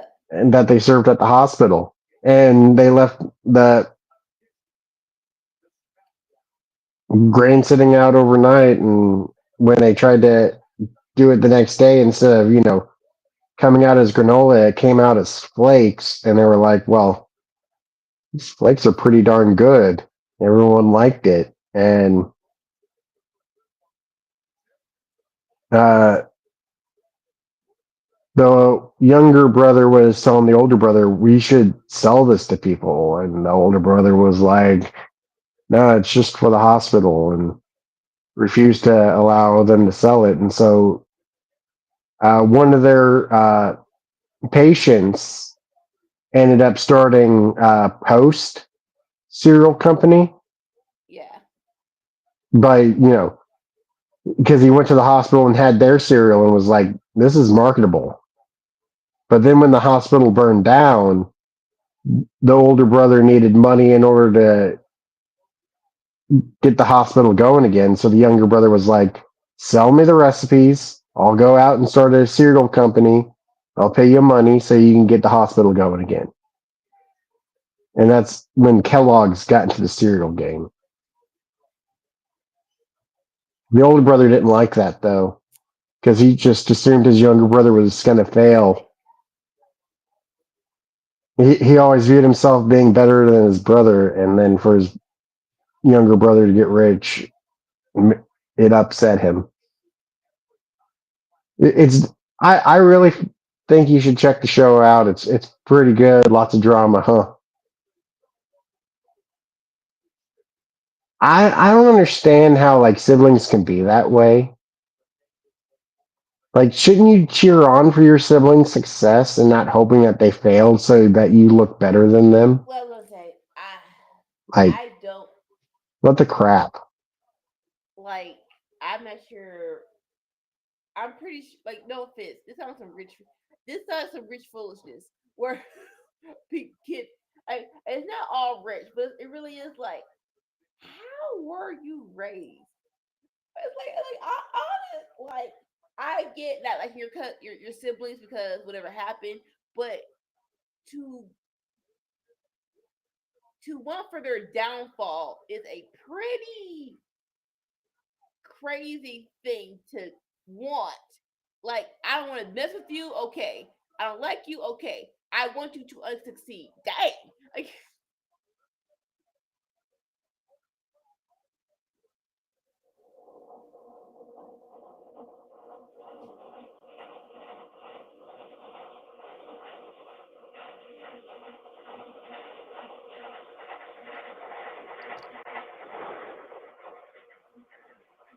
all right now, Ray Phoenix and Jacob 2 are in the ring. Woo! Yeah. And Ray Phoenix is going balls to the wall for his kicks.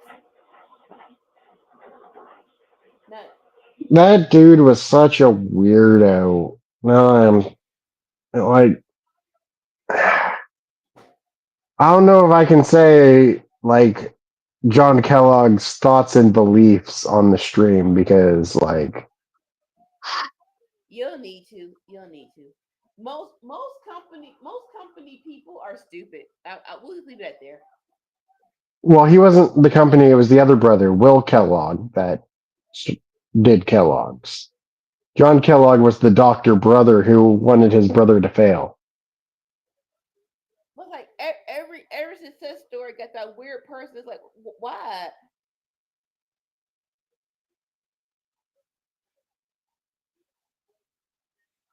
That evil foe. That like, why are you an evil foe? Honestly,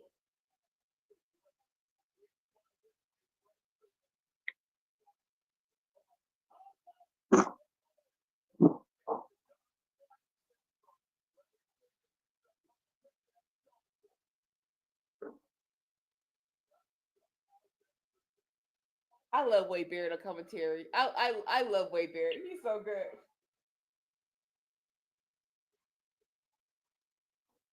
Like the pettiness of the dude. Like,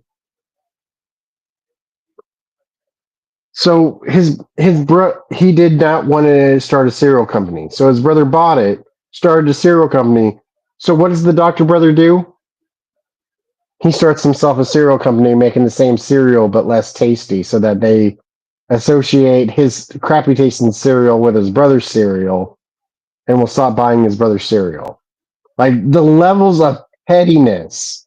Like they went to court over it. The levels of pettiness required. It be that way sometimes.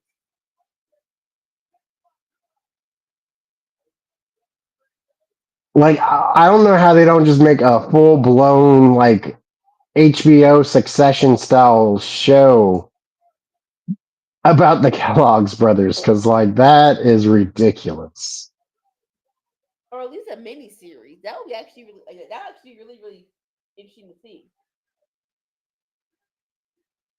I mean, if just a mini series, then I feel like Food That Built America did a pretty good job talking about them. Okay.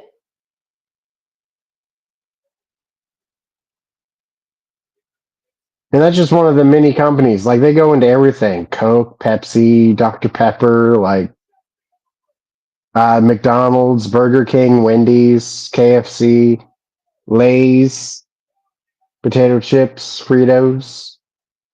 Like they legitimately go into like almost anything you can think of.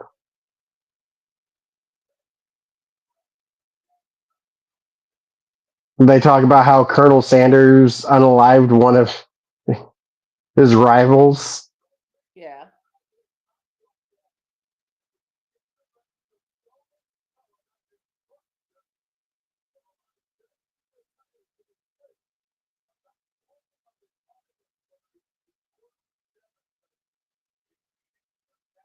Jeff Cox the tour of the islands. I'm glad that he kept that move.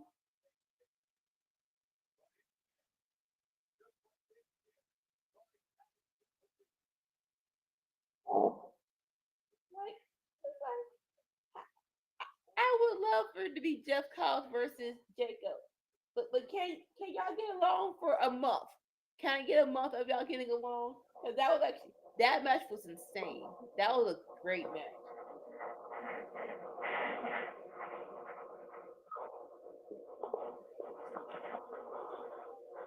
Why y'all gotta do Jimmy like this I, though? I like how it went down though. It's like the whole like, bruh, if you don't do like your brother Jay and give up on the I don't say give up, but like nah, we family, but we in the match right now, partner.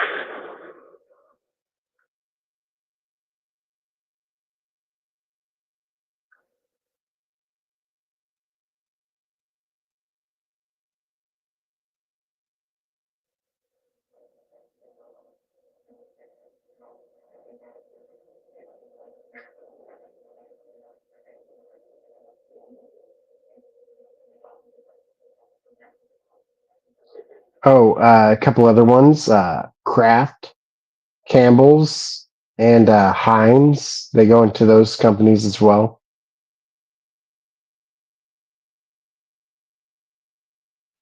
Say it again. A couple other ones that they went into: Kraft, Okay, Campbell's, and that Heinz. makes sense. They also go into like the little Debbie snacks and Sara Lee bread, Pepperidge Farms, Wonder, like all these different companies. They go into all of it. There's like 5 seasons of the show. The last episode of season 5 was literally just all McDonald's. Oh, Like you normally they split the episode between a couple of companies, but literally last episode of season 5 was just McDonald's. Whole episode dedicated it to it alone. that's understandable because McDonald's, yeah, like you can't just do mini segments with you have to do the whole thing with McDonald's. So you can't just do one segment. Um, it's kind of crazy. Like, so the original restaurant had like car hops, and they were selling stuff like tamales and like barbecue pulled pork and like so much different stuff. They had like 80 items on their menu. Um, And so the brothers were like, we're losing money. What do we do? They were like, well, what do people buy? And it's like, well, the most popular things are hamburgers, French fries, and milkshakes. And so the other brother was like, well, let's only sell those three things. Cut everything else off the menu. Just sell that. Tamales? Let's also, yeah, let's also fire all of the car hops. They can just come up to the window. You could have kept the car hops. And yeah, all those teenage girls lost their jobs. Like that. They also decided to take out all the vending machines. And now look at you. Now start to your idea and have girls coming to the window.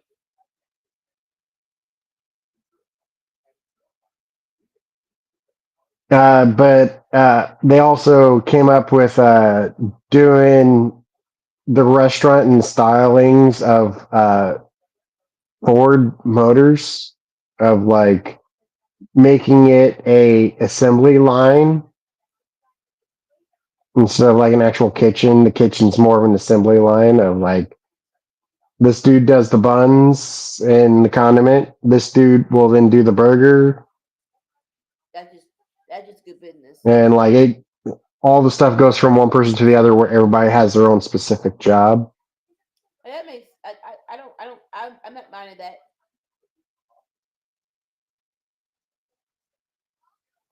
Like especially during a rush, that makes perfect sense to me.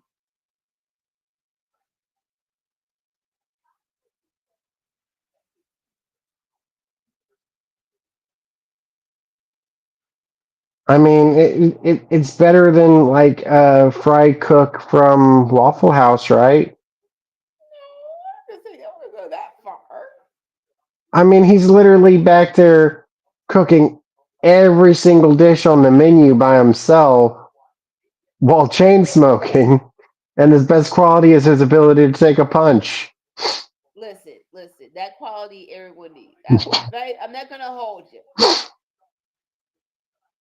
It's not a bad quality to have. One thing I love is when I was hearing the story of Macho Man, of how he got into a knife fight while eating breakfast at a diner, and just thinking in my head, that had to be a freaking Waffle House. I know that had to be a freaking Waffle House. There ain't no other I have not place. confirmed nor denied. That had to have been a Waffle House.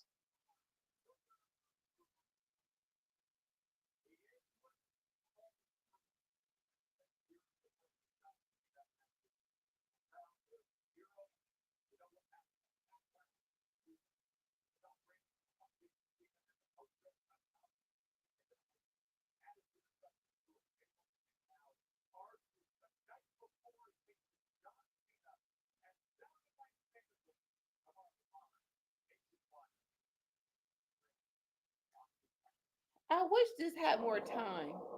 Our Truth versus John Cena. I'm like, y'all could have put 2 more weeks on this, man. Like, if it is a Waffle House, though, I feel like Macho Man should have known better. So we don't know when when the Waffle House officially got their reputation for scrapping? Well, I mean, you smart off to a stranger at Waffle House, like you should not be surprised if they pull a knife out on you. Sparkle up, sparkle up, sparkle Like up. it is a place of mind your damn business. Like, like If you start mouthing off a stranger, yeah, like they could pull out a knife on you. Like, like was it the 80s? Was it from jump when Waffle House started? Like when did Waffle House officially become a scrabble up the diner? I don't know. Was it another question? Was it before or after they were selling Chick-fil-A chicken Do what? sandwiches? Chick-fil-A sandwiches? I wonder if it was before or after that.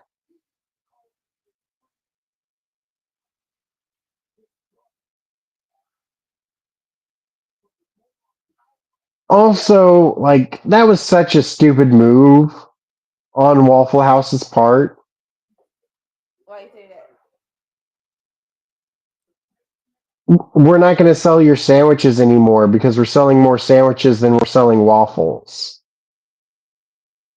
Like, no, ask them if they to send you more Chick-fil-A sandwiches. Like, It's not hard. because lo and behold, you stop selling their sandwiches, and what do?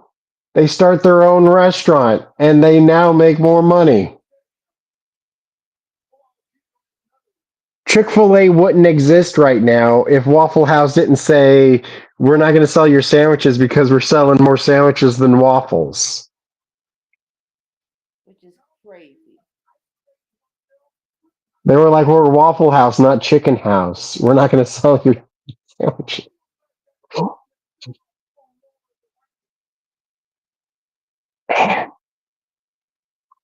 I am amazed at the stupid decisions that some companies make.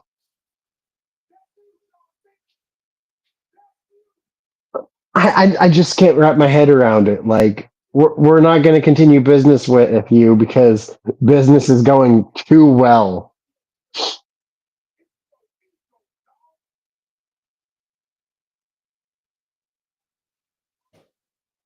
Like, there's no such thing as making too much money. It's not. It's it's not a thing. Sorry. Like Waffle House, why?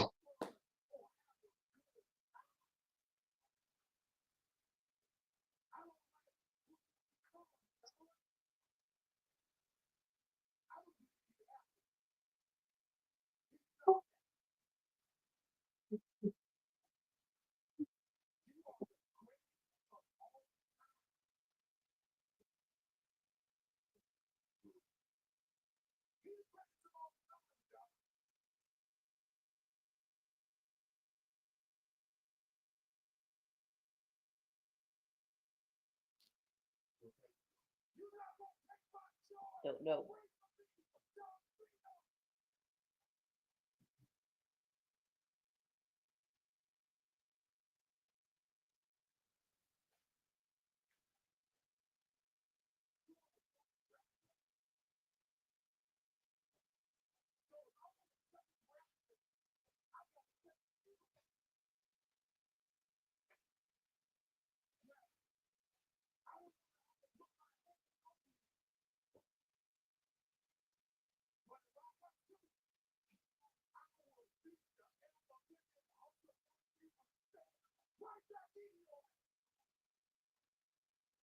Our truth is killing this right now.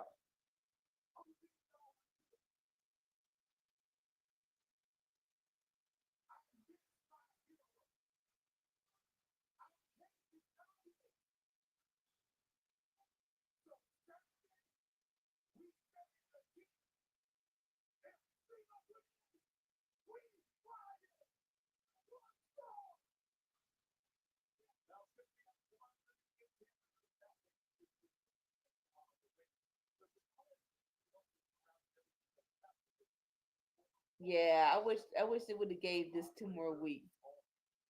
Archie killed that.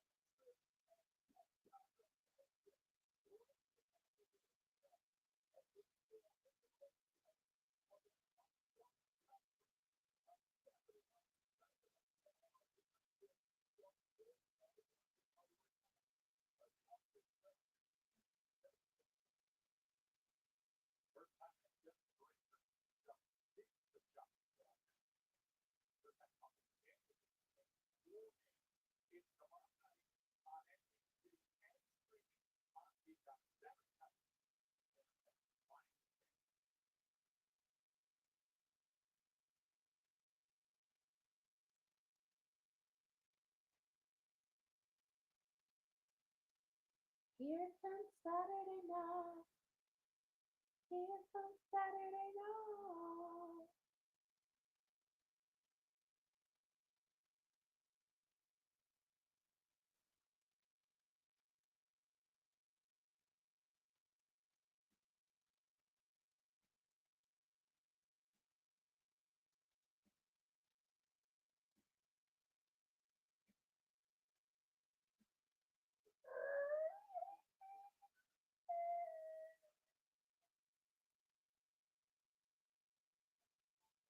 Huh? Here comes the little tree monster himself. I wasn't make up like my kind of black so bad. It is Alistair Black. Same person.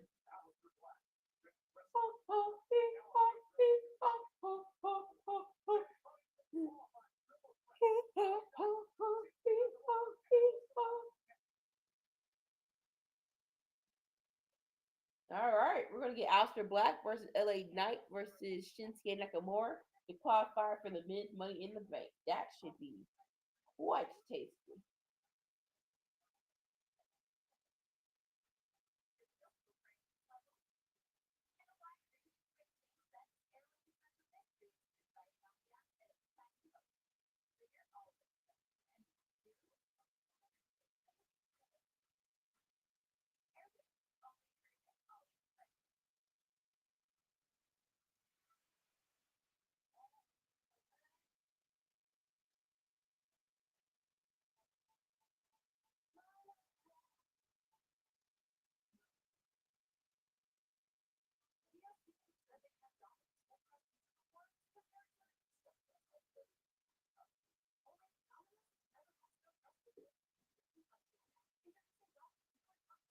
Commercial break, y'all. We are 2 hours in, one more hour to go. Thank y'all for rocking with us. Come for the wrestling, stay for the madness.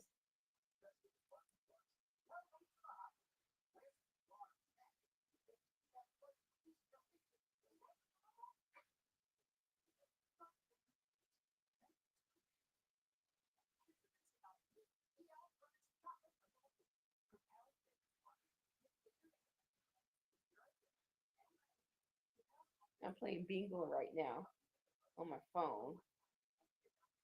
If you want to watch us play wrestling bingo,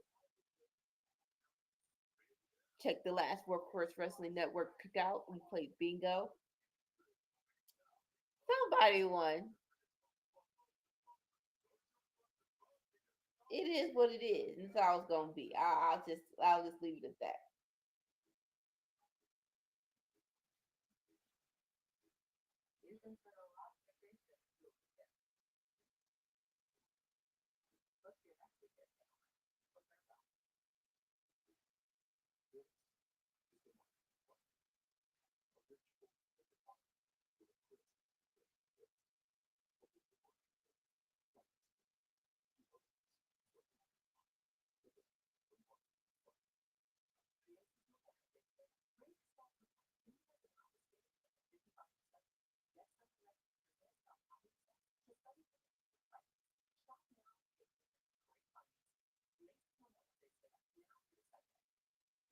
What you just do?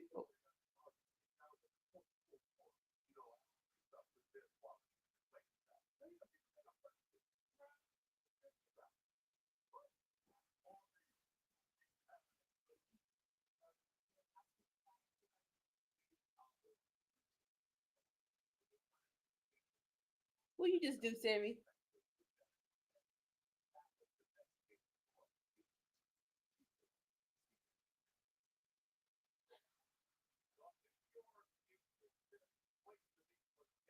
Say What what? you just do? What do you mean? You just left without telling me what you was doing. I turned the volume up on my phone, so I muted myself for a while, and then I went to the bathroom when it hit commercial break. Understandable.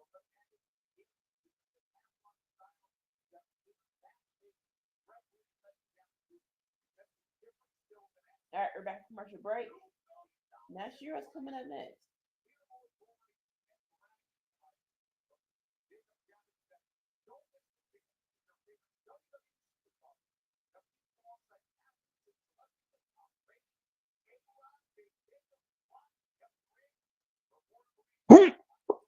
What was that? A hiccup. Is your chest okay? 'Cause that was a very strong hiccup.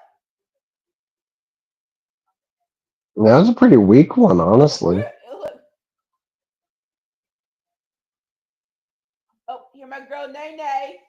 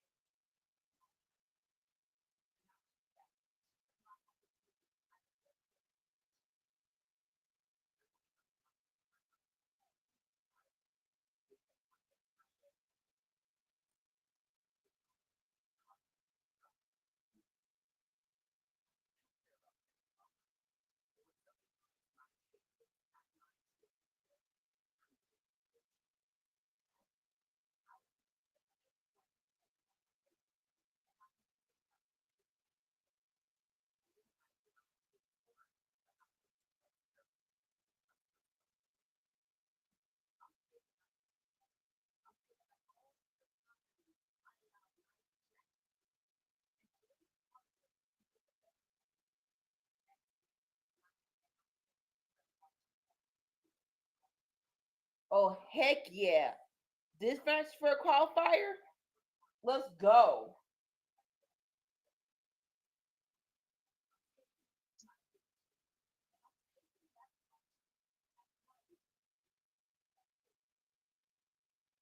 I want all of them. That's like these qual.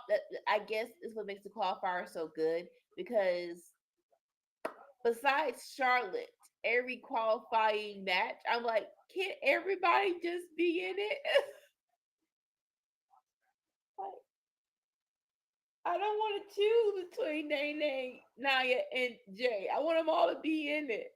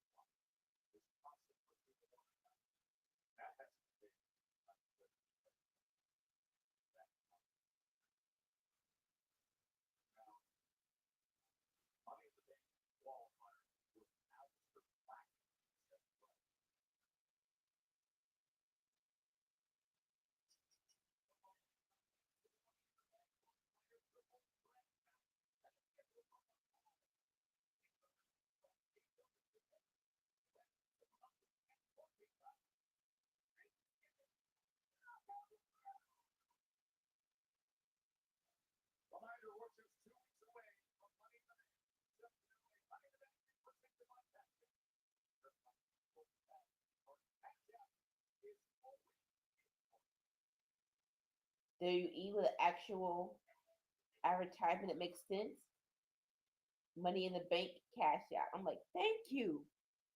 We know you need advertisement, but make advertisement make sense on the stuff. You ain't gotta do nothing extra. Money in the bank, cash out. You ain't gotta tie it to a batch. It's like, what the freak is the relevance?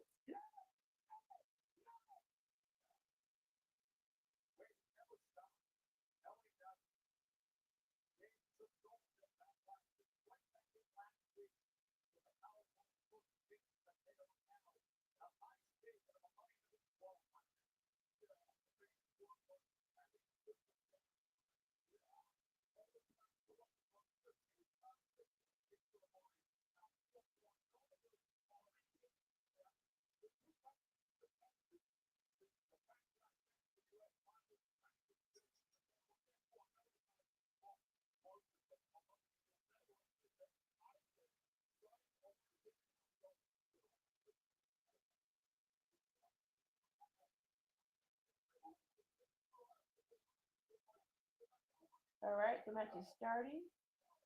Shinsuke is going balls to the walls on both LA Knight and Malachi Black.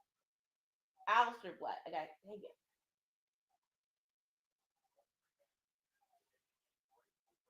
Oh, now LA Knight uh, and Alistair getting up on Shinsuke. Why? Alistair, you just got back. Correct me from refresh my memory. Did Alistair and Shinsuke have a rivalry? Um, I don't think I'm so. like, how you just gonna there we go. How you just gonna trust LA Knight to start attacking Shinsuke? I mean, dang.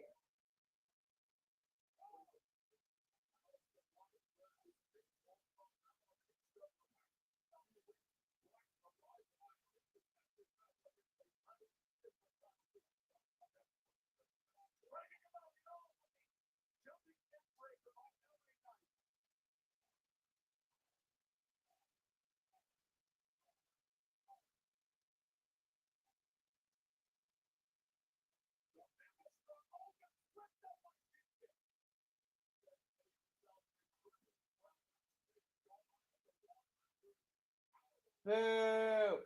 Boo!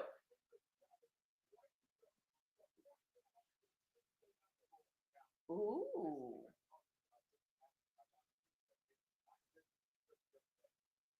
Alistair versus Shinsuke. Let's go.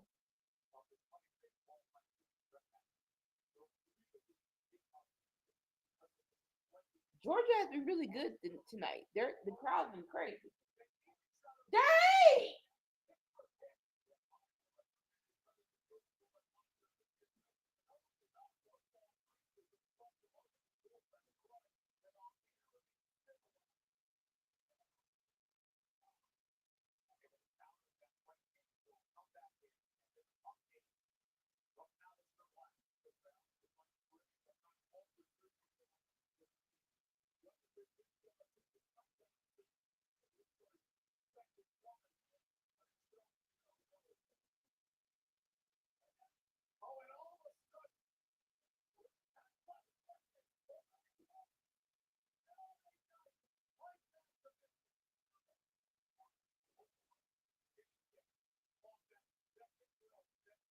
Everybody's down. Everybody's down.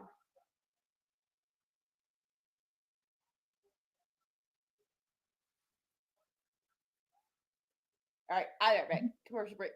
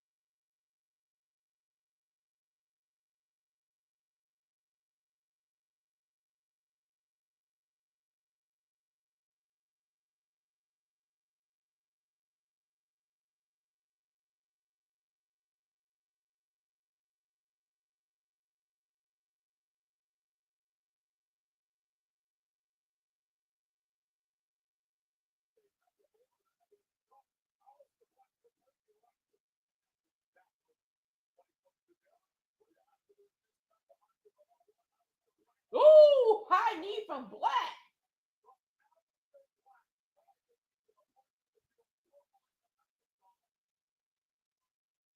Woo! Moonsault.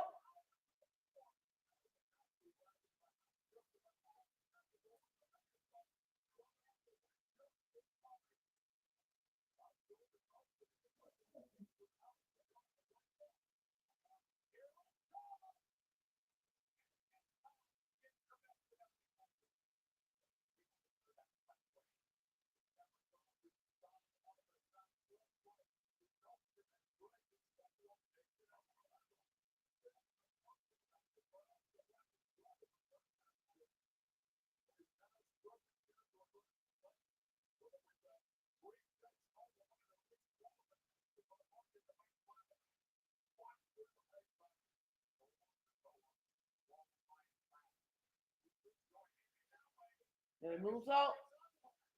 A night with DT.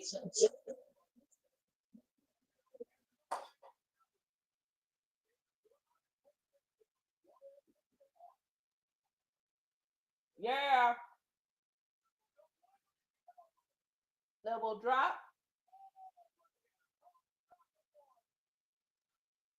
The Shinsuke still in the mix as well.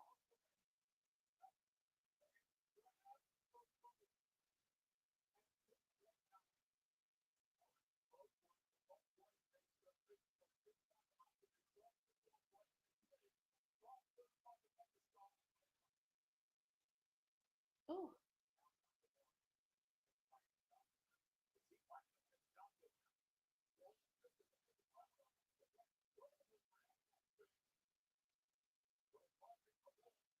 I need the crowd to be more into this. Because Shinsuke versus Nakamura is killing it right now. I know it's not their fault though. That's WWE not giving.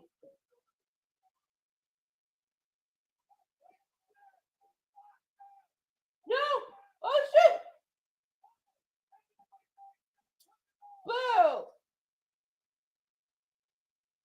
Boo! Boo! Boo!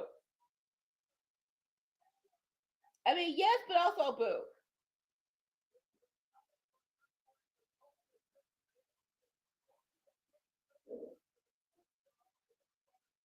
Like again, I want everybody to be in the match.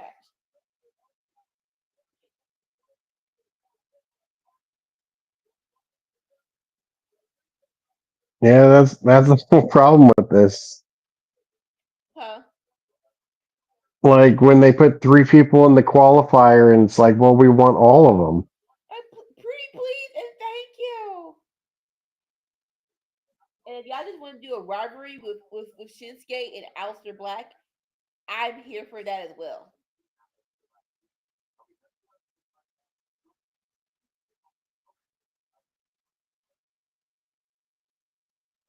Because that was like I was like they never squared up against each other in NXT. I feel like y'all should have because that would have been awesome.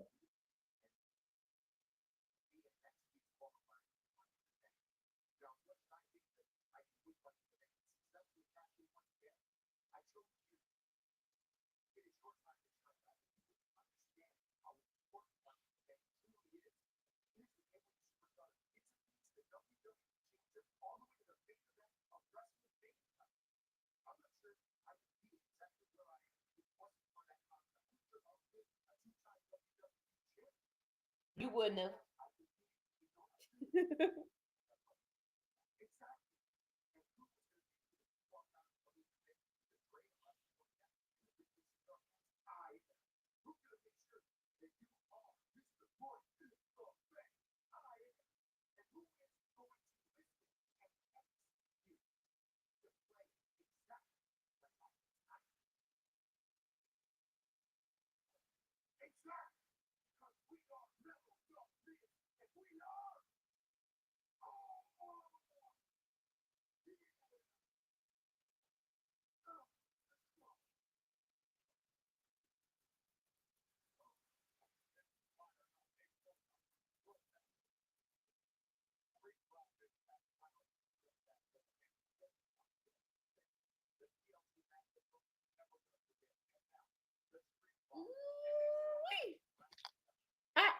sure Street Profits win, but I'm not really sure.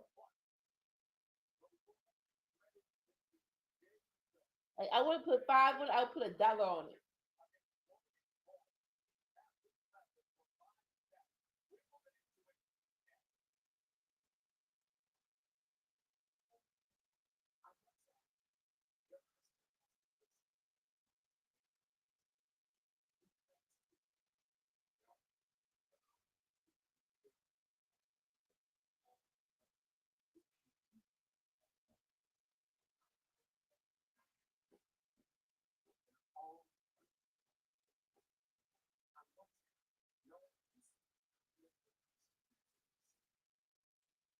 Yeah, that's a jaw thing, but I'm pretty sure someone can.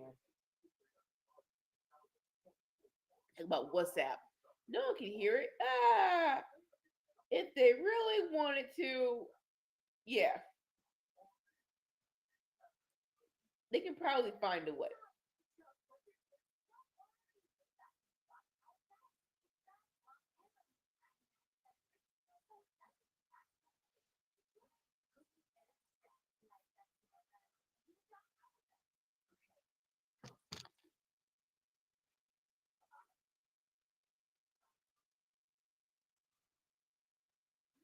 All right, we're 20 minutes in. We got 40 minutes left. Our main event is a tag team championship match against the Street Profits and Fraxium. That is going to be so good. The first one was really good, and that was when it was Street Profits that were hurt after the awesome TLC match on SmackDown. So this should be great. Hopefully, there's a winner.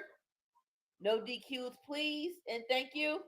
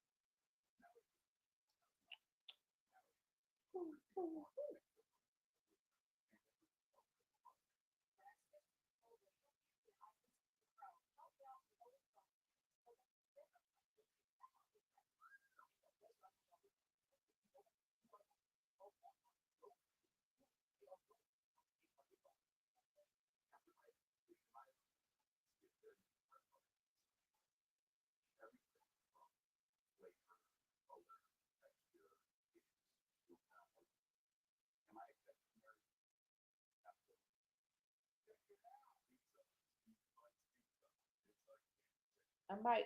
So after this, I'm just gonna break down and give me and make some rice.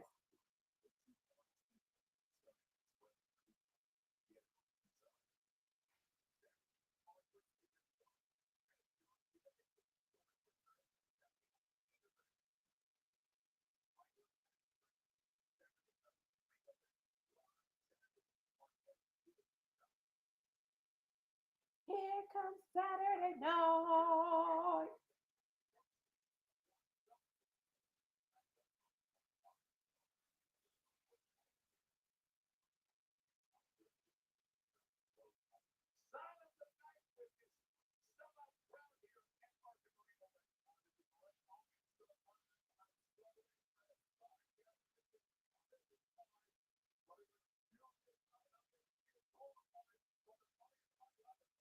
This is so cute.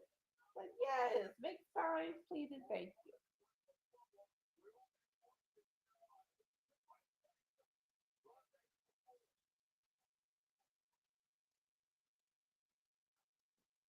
All right, back to commercial break. We're getting a breakdown of this feud between Jay Uso and Logan Paul. Did anyone want this? No. We understood the assignment that Jay needs a serviceable first competitor. So, all right, it's serviceable.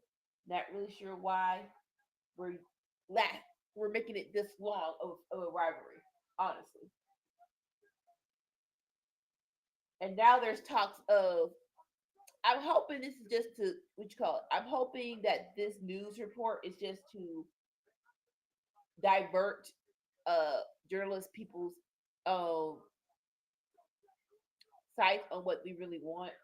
Because they said that what you call it, Money in the Bank. The plan is a tag team match between Logan Paul and uh, John Cena versus somebody. I'm like, no, this is the last year of John Cena's career. Money in the Bank should be CM Punk versus John Cena. That's a no brainer. What? Why is that? Why are we even asking different options for different options?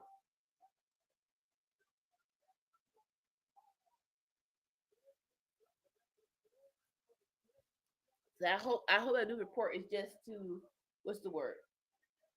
Get reporters off the set.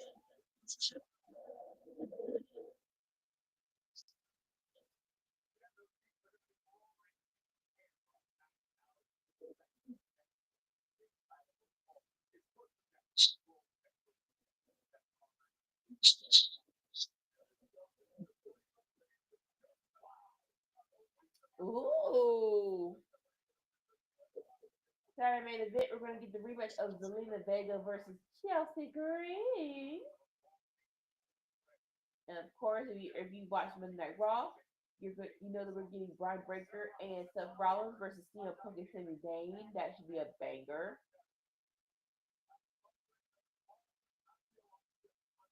And we got a steel cage match between Damian Priest and Drew McIntyre. That's probably the most unpredictable match on the card.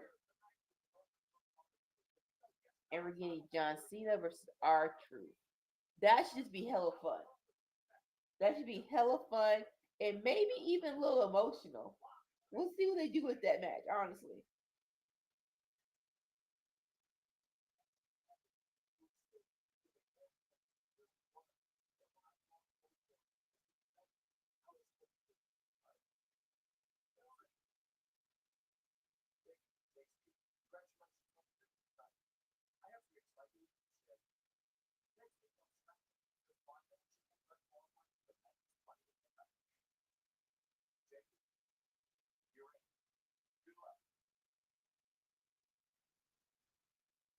Okay.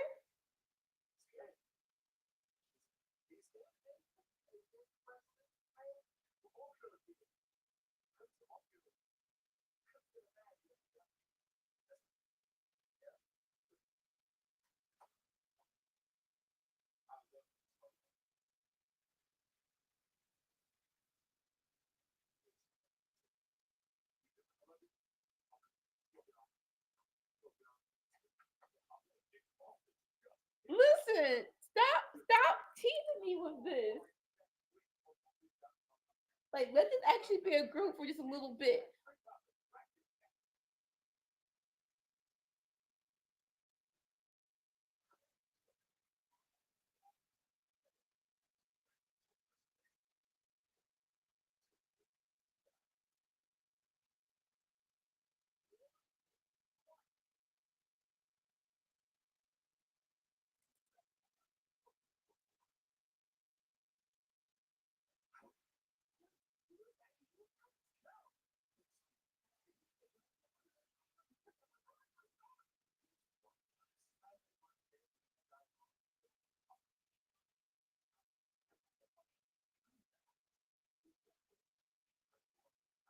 All right, it is 10:30. This should be the last commercial until we get to our main event, and hopefully the main event maybe picture in picture, but it shouldn't be a complete blackout.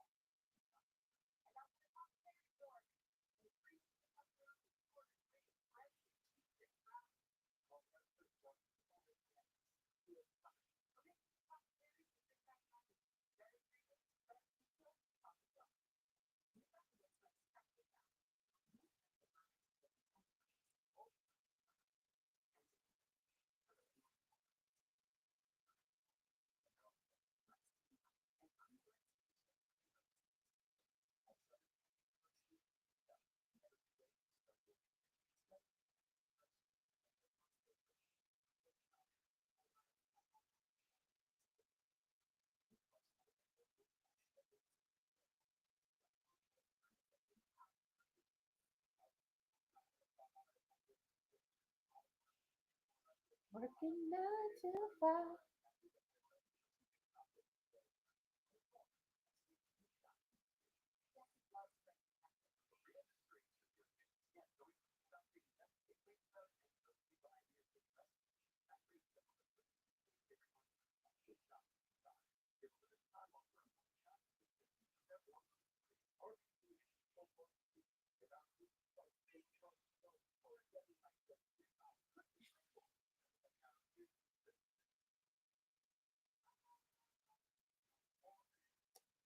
I would try it once. I would try like I'll go to RB to try it once. I what's the word? I'm not sure what like you still want to be safe with it. The best thing from Arby's is the turkey club, besides the mozzarella sticks and fries. So maybe like if they have a pulled pork with the Anthony I Caesar like to sauce. get a Reuben with curly fries and a Jamocha shake. I've never had a Reuben, so I'm not sure. Like what is that supposed to taste like? It's corned beef, sauerkraut, and Thousand Island dressing on rye bread. Like it's a bunch of things I don't like, but together they become something delicious. Listen, you because I've never had any of that, so I definitely would start. I was like, you know what? Let's hedge your bets. I'm gonna just the first time I'm going to Arby's and not get a turkey sandwich. Yeah, I'm getting something that I remotely can see myself eating. Yeah, we've gone over it before of like we both like the turkey sandwiches there, but we both get different turkey sandwiches than the other. Which is crazy. Like I think their turkey sandwich is great, but I like the one on the normal bread. I'm like, when it You comes, get the one that's like on a bun. yeah, but like if I'm gonna get a sandwich, there you go. If I'm gonna buy a sandwich, I need to be bougie as hell.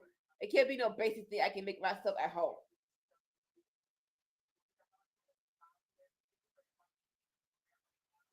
Hey, BB,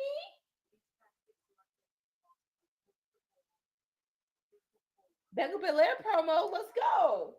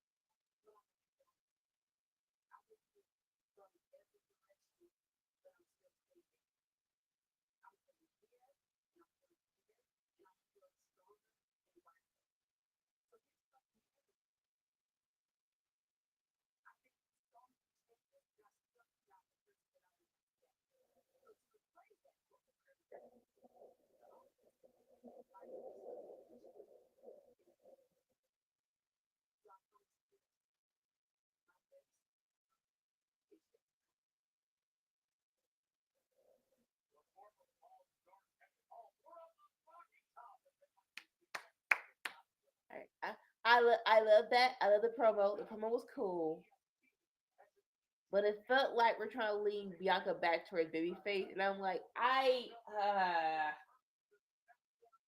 kind of want us to go towards the heel side. Like it's time.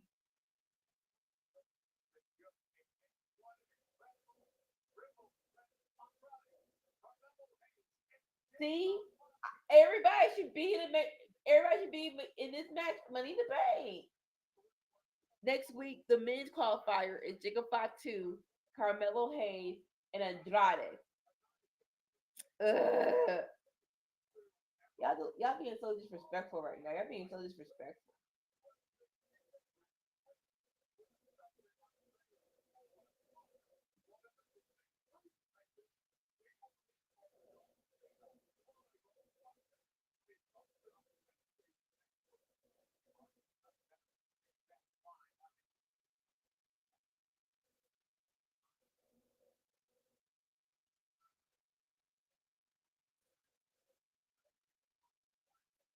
No, what the freak?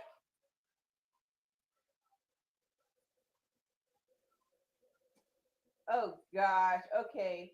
So another theme song, "Bite the Dust." Fraction needs a new theme song, and it's oh my god, I don't like it. This sounds generic as hell.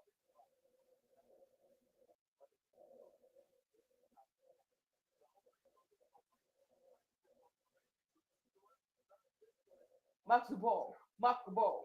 What would it be? It's facts, yo. It's like what?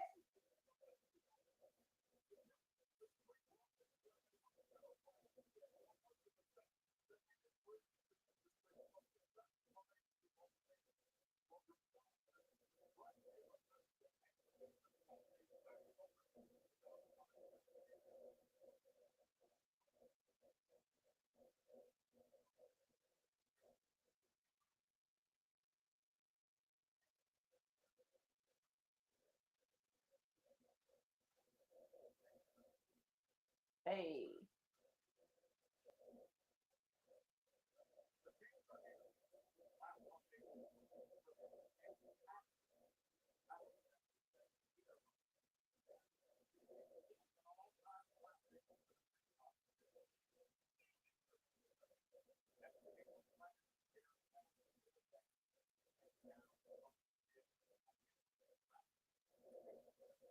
hey, hey, hey, hey, hey.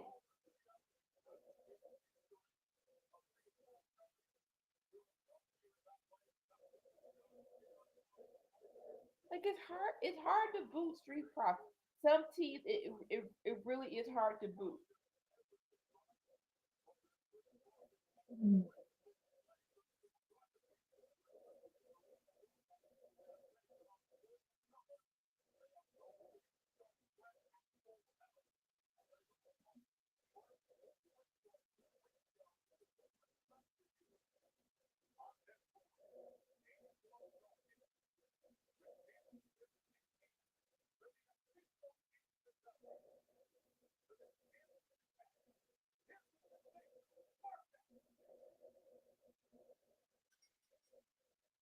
All right, let's get it started. This is again 20 minutes, and that's a good enough time to get this on and popping.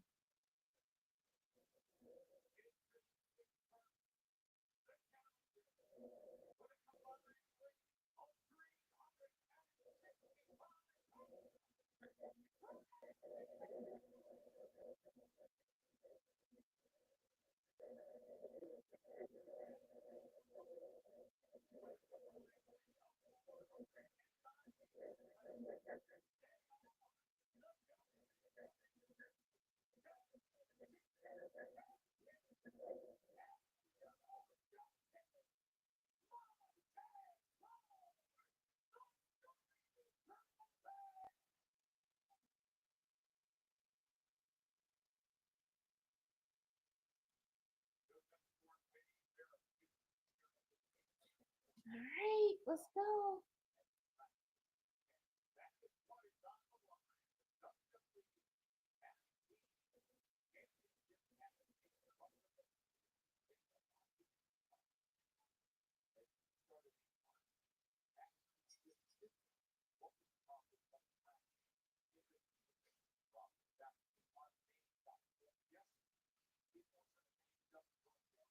All right, D'Angelo showing his power at the end of the match. It's him and Axiom in the middle ring.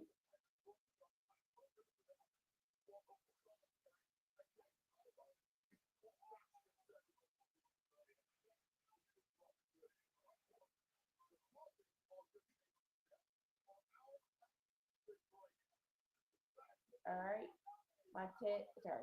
D'Angelo controlling Axiom's arm. Very nice little strategy, keeping him grounded because once him and Nathan go balls to the wall, it will not stop. But now I'm on Angelo in Fraction's corner.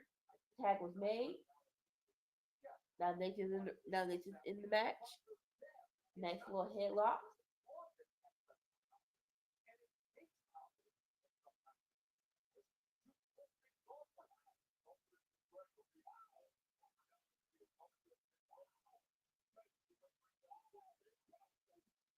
Okay, Montez getting a little fast for himself.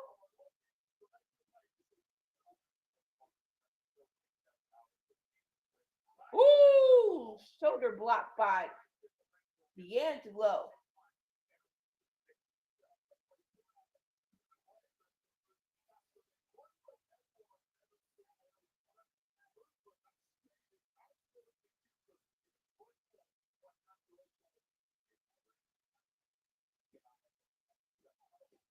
Now tag made to Montez. Nice little drop kick.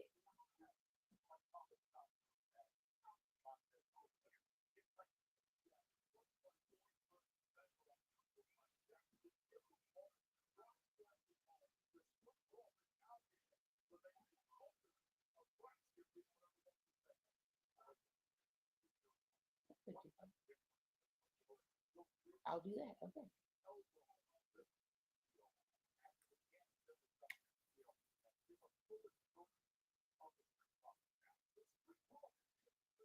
All right, Street Profits are strongly in control.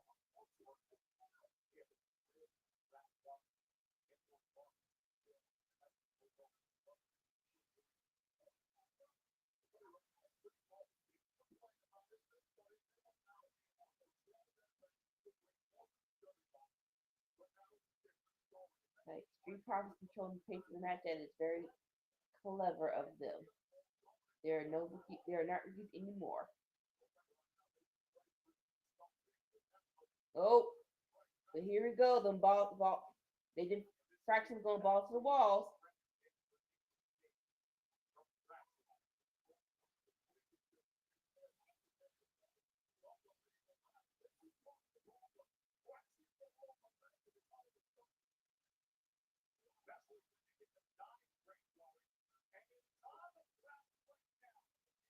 Side note, don't want to compare people, but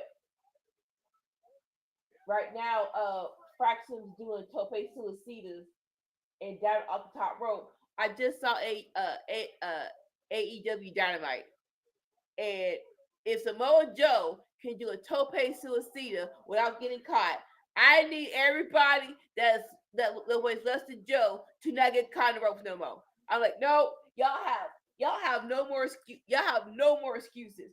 Joe, who I'm pretty sure is in his 40s, doing a tope suicida. I bet I see that damn person get caught up in between the ropes that's less than Joe. Well, I mean, it's also a situation of like accidents happen and you can just be off by a little bit.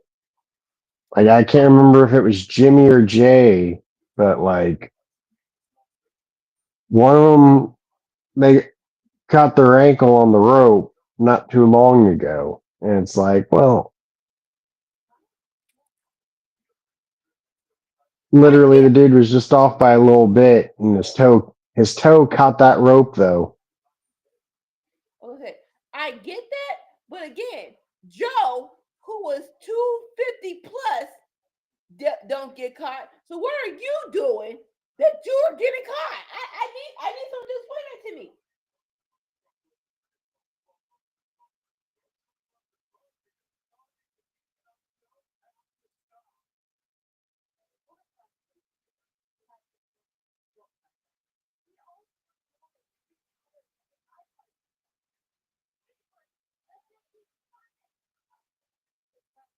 All right, we're picture in picture, and Fraxium had momentum when we left, but now Street Profits are back in control.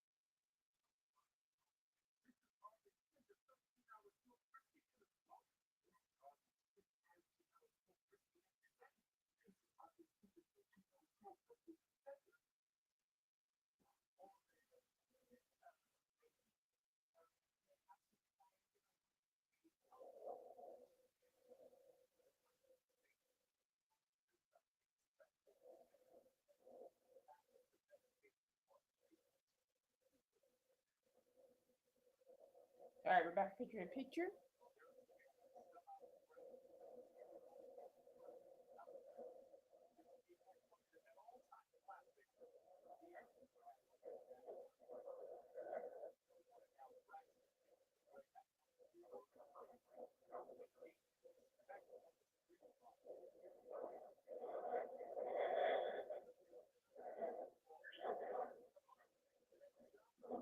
And Street Profits are still firmly in control of this match.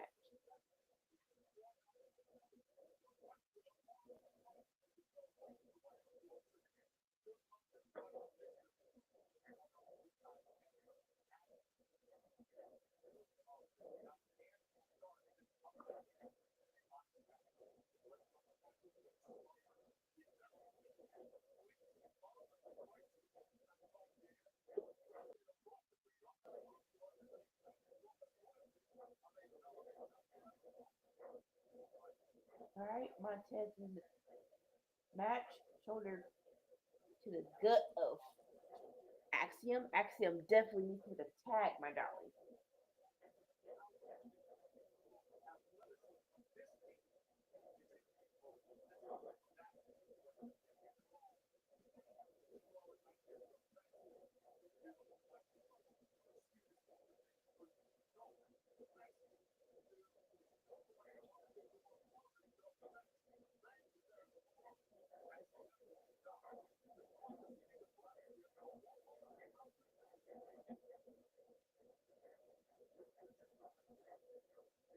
All right, next, Axiom trying to fight out of it. DDT to D'Angelo.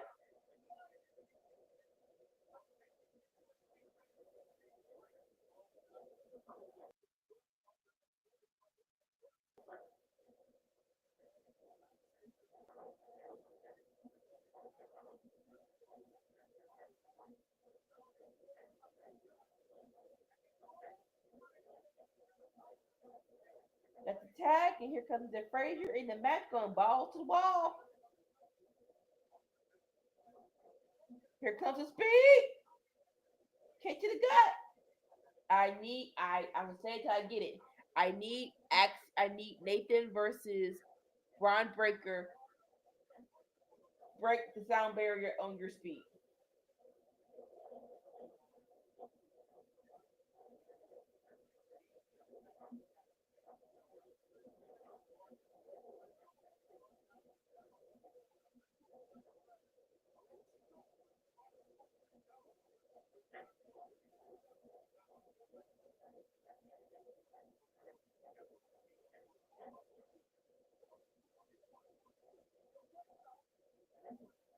Drop kick by Nathan.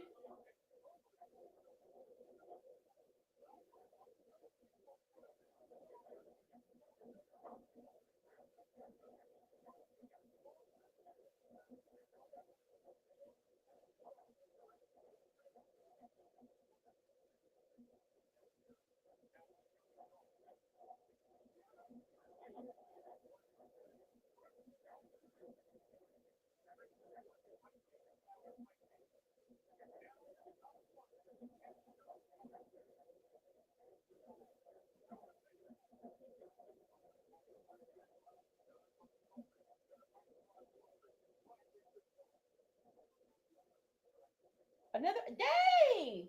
We only got 9 minutes left on the picture-in-picture break. Sweet Lord!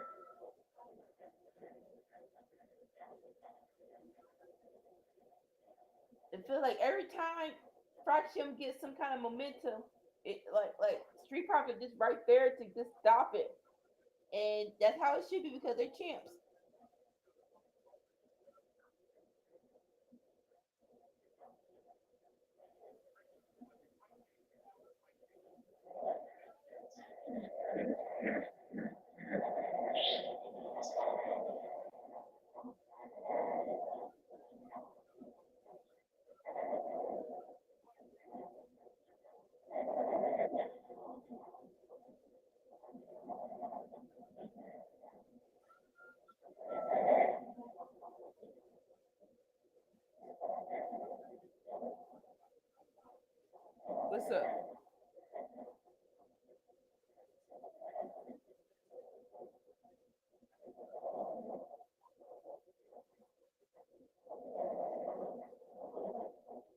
right. Oh, they're doing the.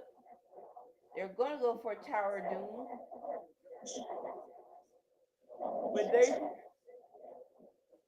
they fought out of it. Now kick to the face to D'Angelo.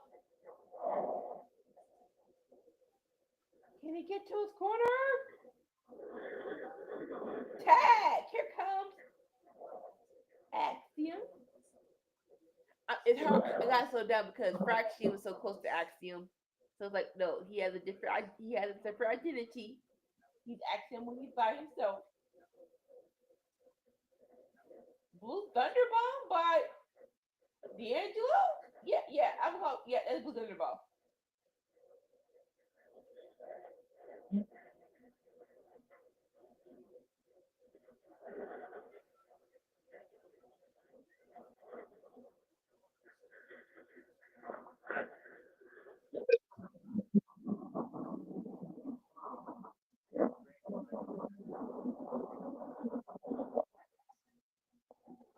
No, Montez is being disrespectful. Just kicking Nathan when he's literally down. I know the match is going on, but still.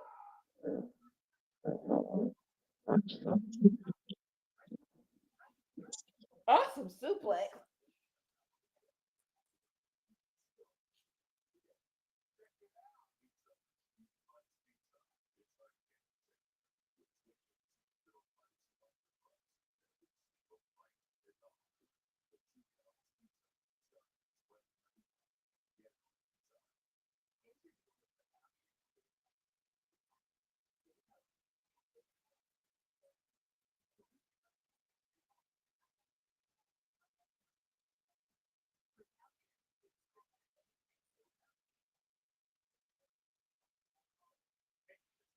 All right, we're back picture in picture.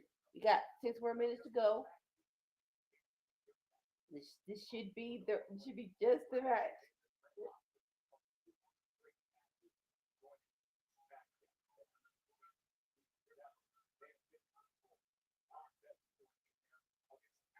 Okay, actually trying to get revved up with some chest chops.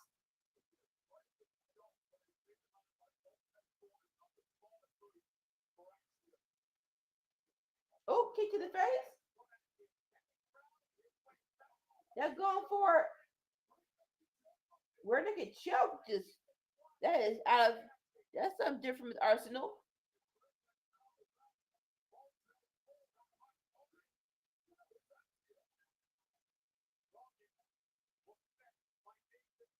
Then Nathan with the what is that a guillotine? I know. Roman uses that,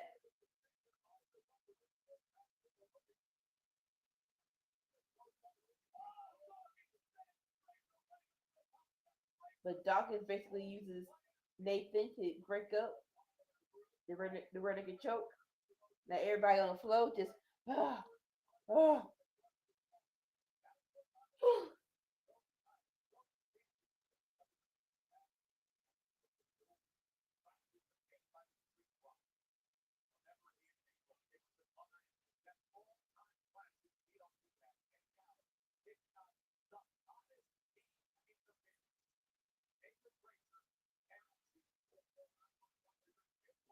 All right, they gonna kick to the face.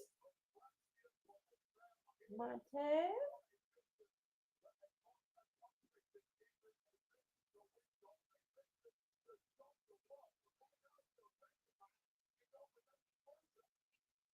All right, Nathan and Montez are on the top rope.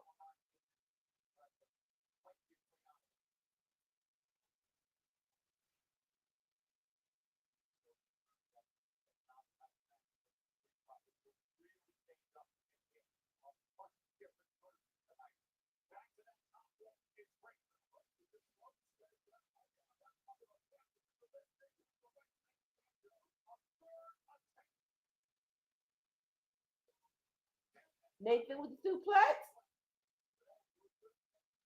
Woo! Kick to the face to the brainbuster. Montez kicks out of that.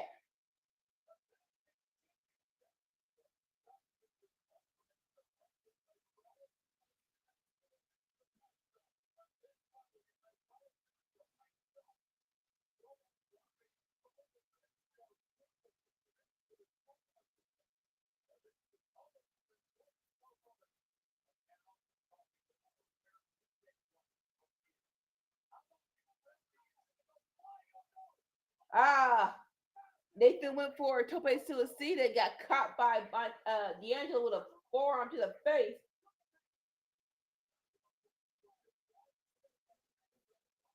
And now Montez with a kick to the Nathan's head. Axiom's head. Going for a Doomsday device. Blockbuster.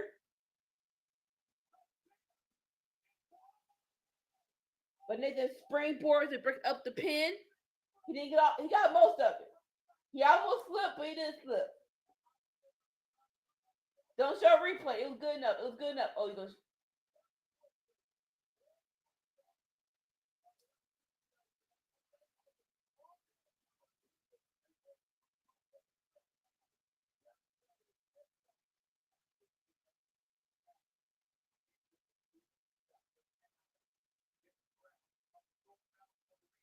Like, D'Angelo just muscles Nathan into the freaking ring barricade. But Axiom kicks D'Angelo to the head. Top rope. Spanish fly.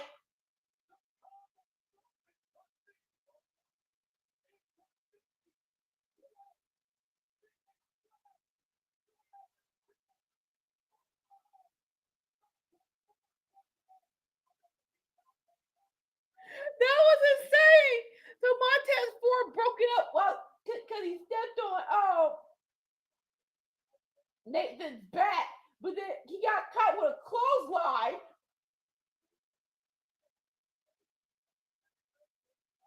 Sorry, he got caught with a super kick to the face. Mm-hmm. Street Profits trying to make this ring work. Boo! Boo! Stay away, you crackhead!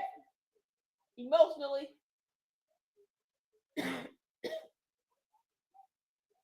Here comes DIY.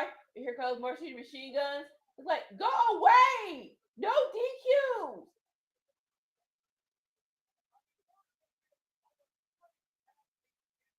Like, please don't break this up. Okay, cool.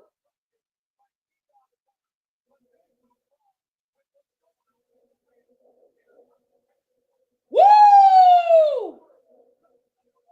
Montez was that freaking fly across the freaking ring post.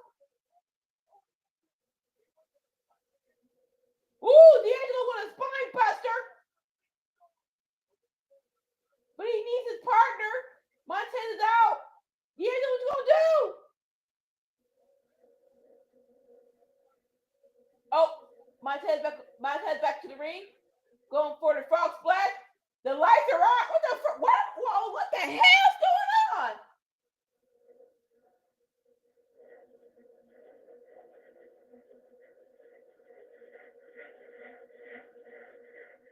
Ow! Sammy! Pay attention! Yeah. Look! Oh, the lights went out. Keep looking! You got to remember you're ahead of me. Okay, I'm just saying. Oh, Oh, look who it is. They're back. Let's go!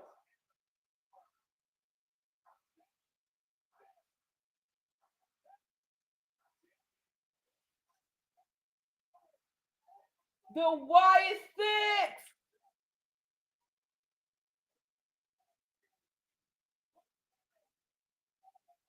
And Nikki is targeting Candice. Yes, freaking please.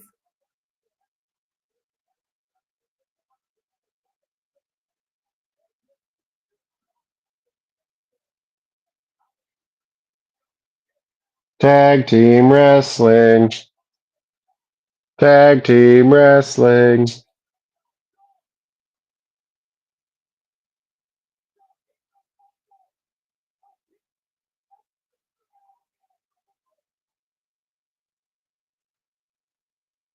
I do not like DQs when I'm into the match, but I approve of this one.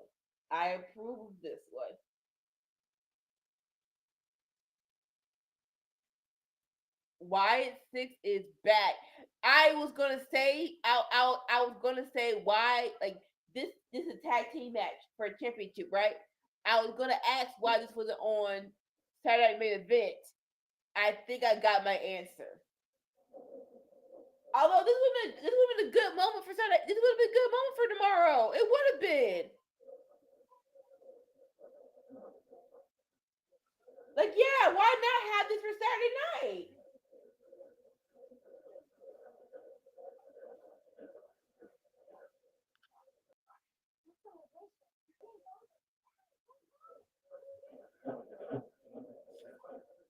The show's been great, ALW. Like, they've done a lot of match. It was a lot of wrestling, which makes any wrestling show good.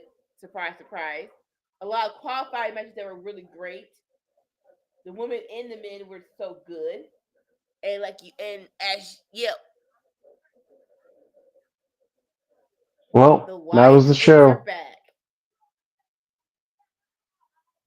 The Wyatt Six are back, and they're in the tag team division, and I don't mind that at all. That like it's not like this tag team division needs any more bodies, but I like the bodies that they're adding. Just point blank period.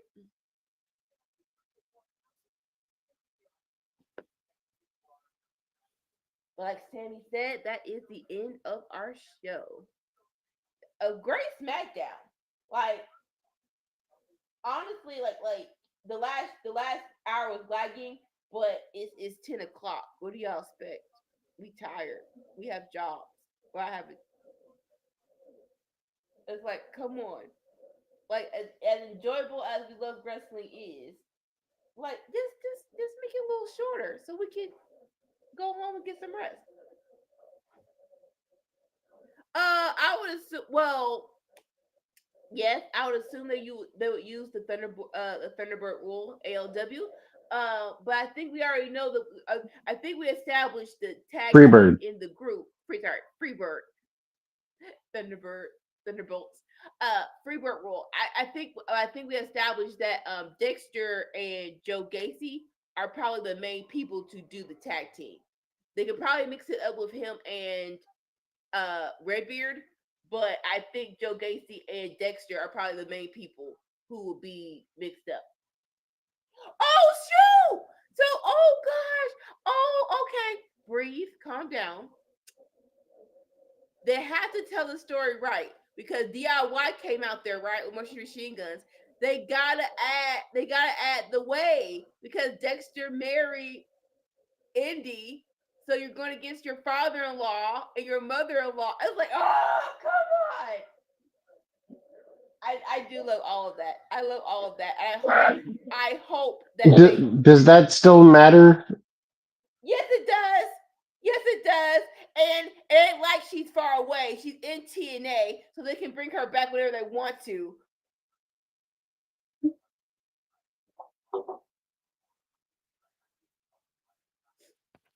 I love Joe Gacy too, and I did miss him. It's like it sucks that Bo got hurt, but they are back, and this is probably the best time to come back because this is the WrestleMania lull. We need a little excitement. This is the perfect level of excitement.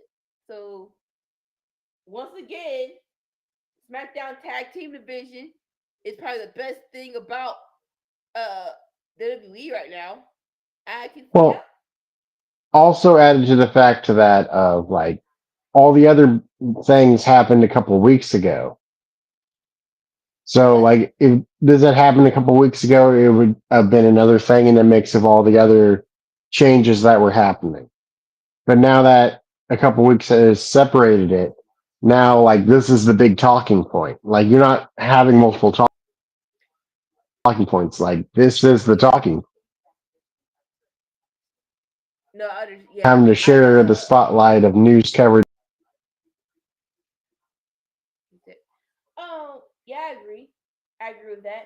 I still think it was some. They could have had some space to be on Saturday night though.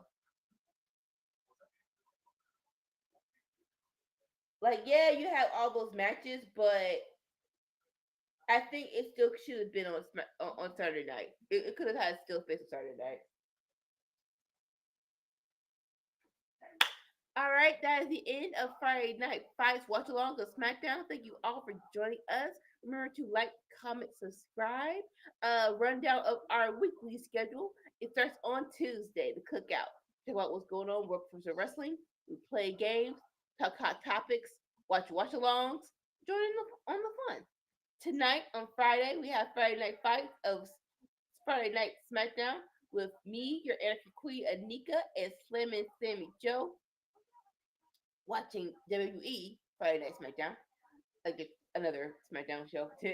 And then Saturday mornings we have the Winner Circle, where we have a rundown of AEW of the AEW week, AEW Collision, AEW Dynamite, and any reviews on the weekend. We try to watch. We're definitely going to do Double or Nothing Sunday. Uh, Saturday night main event. I'm not sure if Dolores is doing it or not, but that is, but that's why turn your notifications if you when you subscribe. And then Sundays when ALW and Sammy Joe are filling it, they have Enter the Square Circle where they compete in the world of professional gaming, and that's our week, and it's a good time. We're on all of them social media, Johns. We're on Twitter. We're on Facebook. We're on YouTube. We're on the Clock app. We're on Twitch. Are we on Threads? I think we're on Threads. Just type in Workhorse Wrestling Network, and that's where we're at. If you just want to hear the beautifulness of our voices, just go to wherever podcasts are heard, and we are there. Amazon Music, Spotify. Again, just type in Workhorse Wrestling Network, and there we are. Uh, you got anything else to say? Peace, love, and rock and roll. And chicken grease. All right. Until next time, let me get this ready for us. Where's that button? Where's that button? All right, there we go. Peace.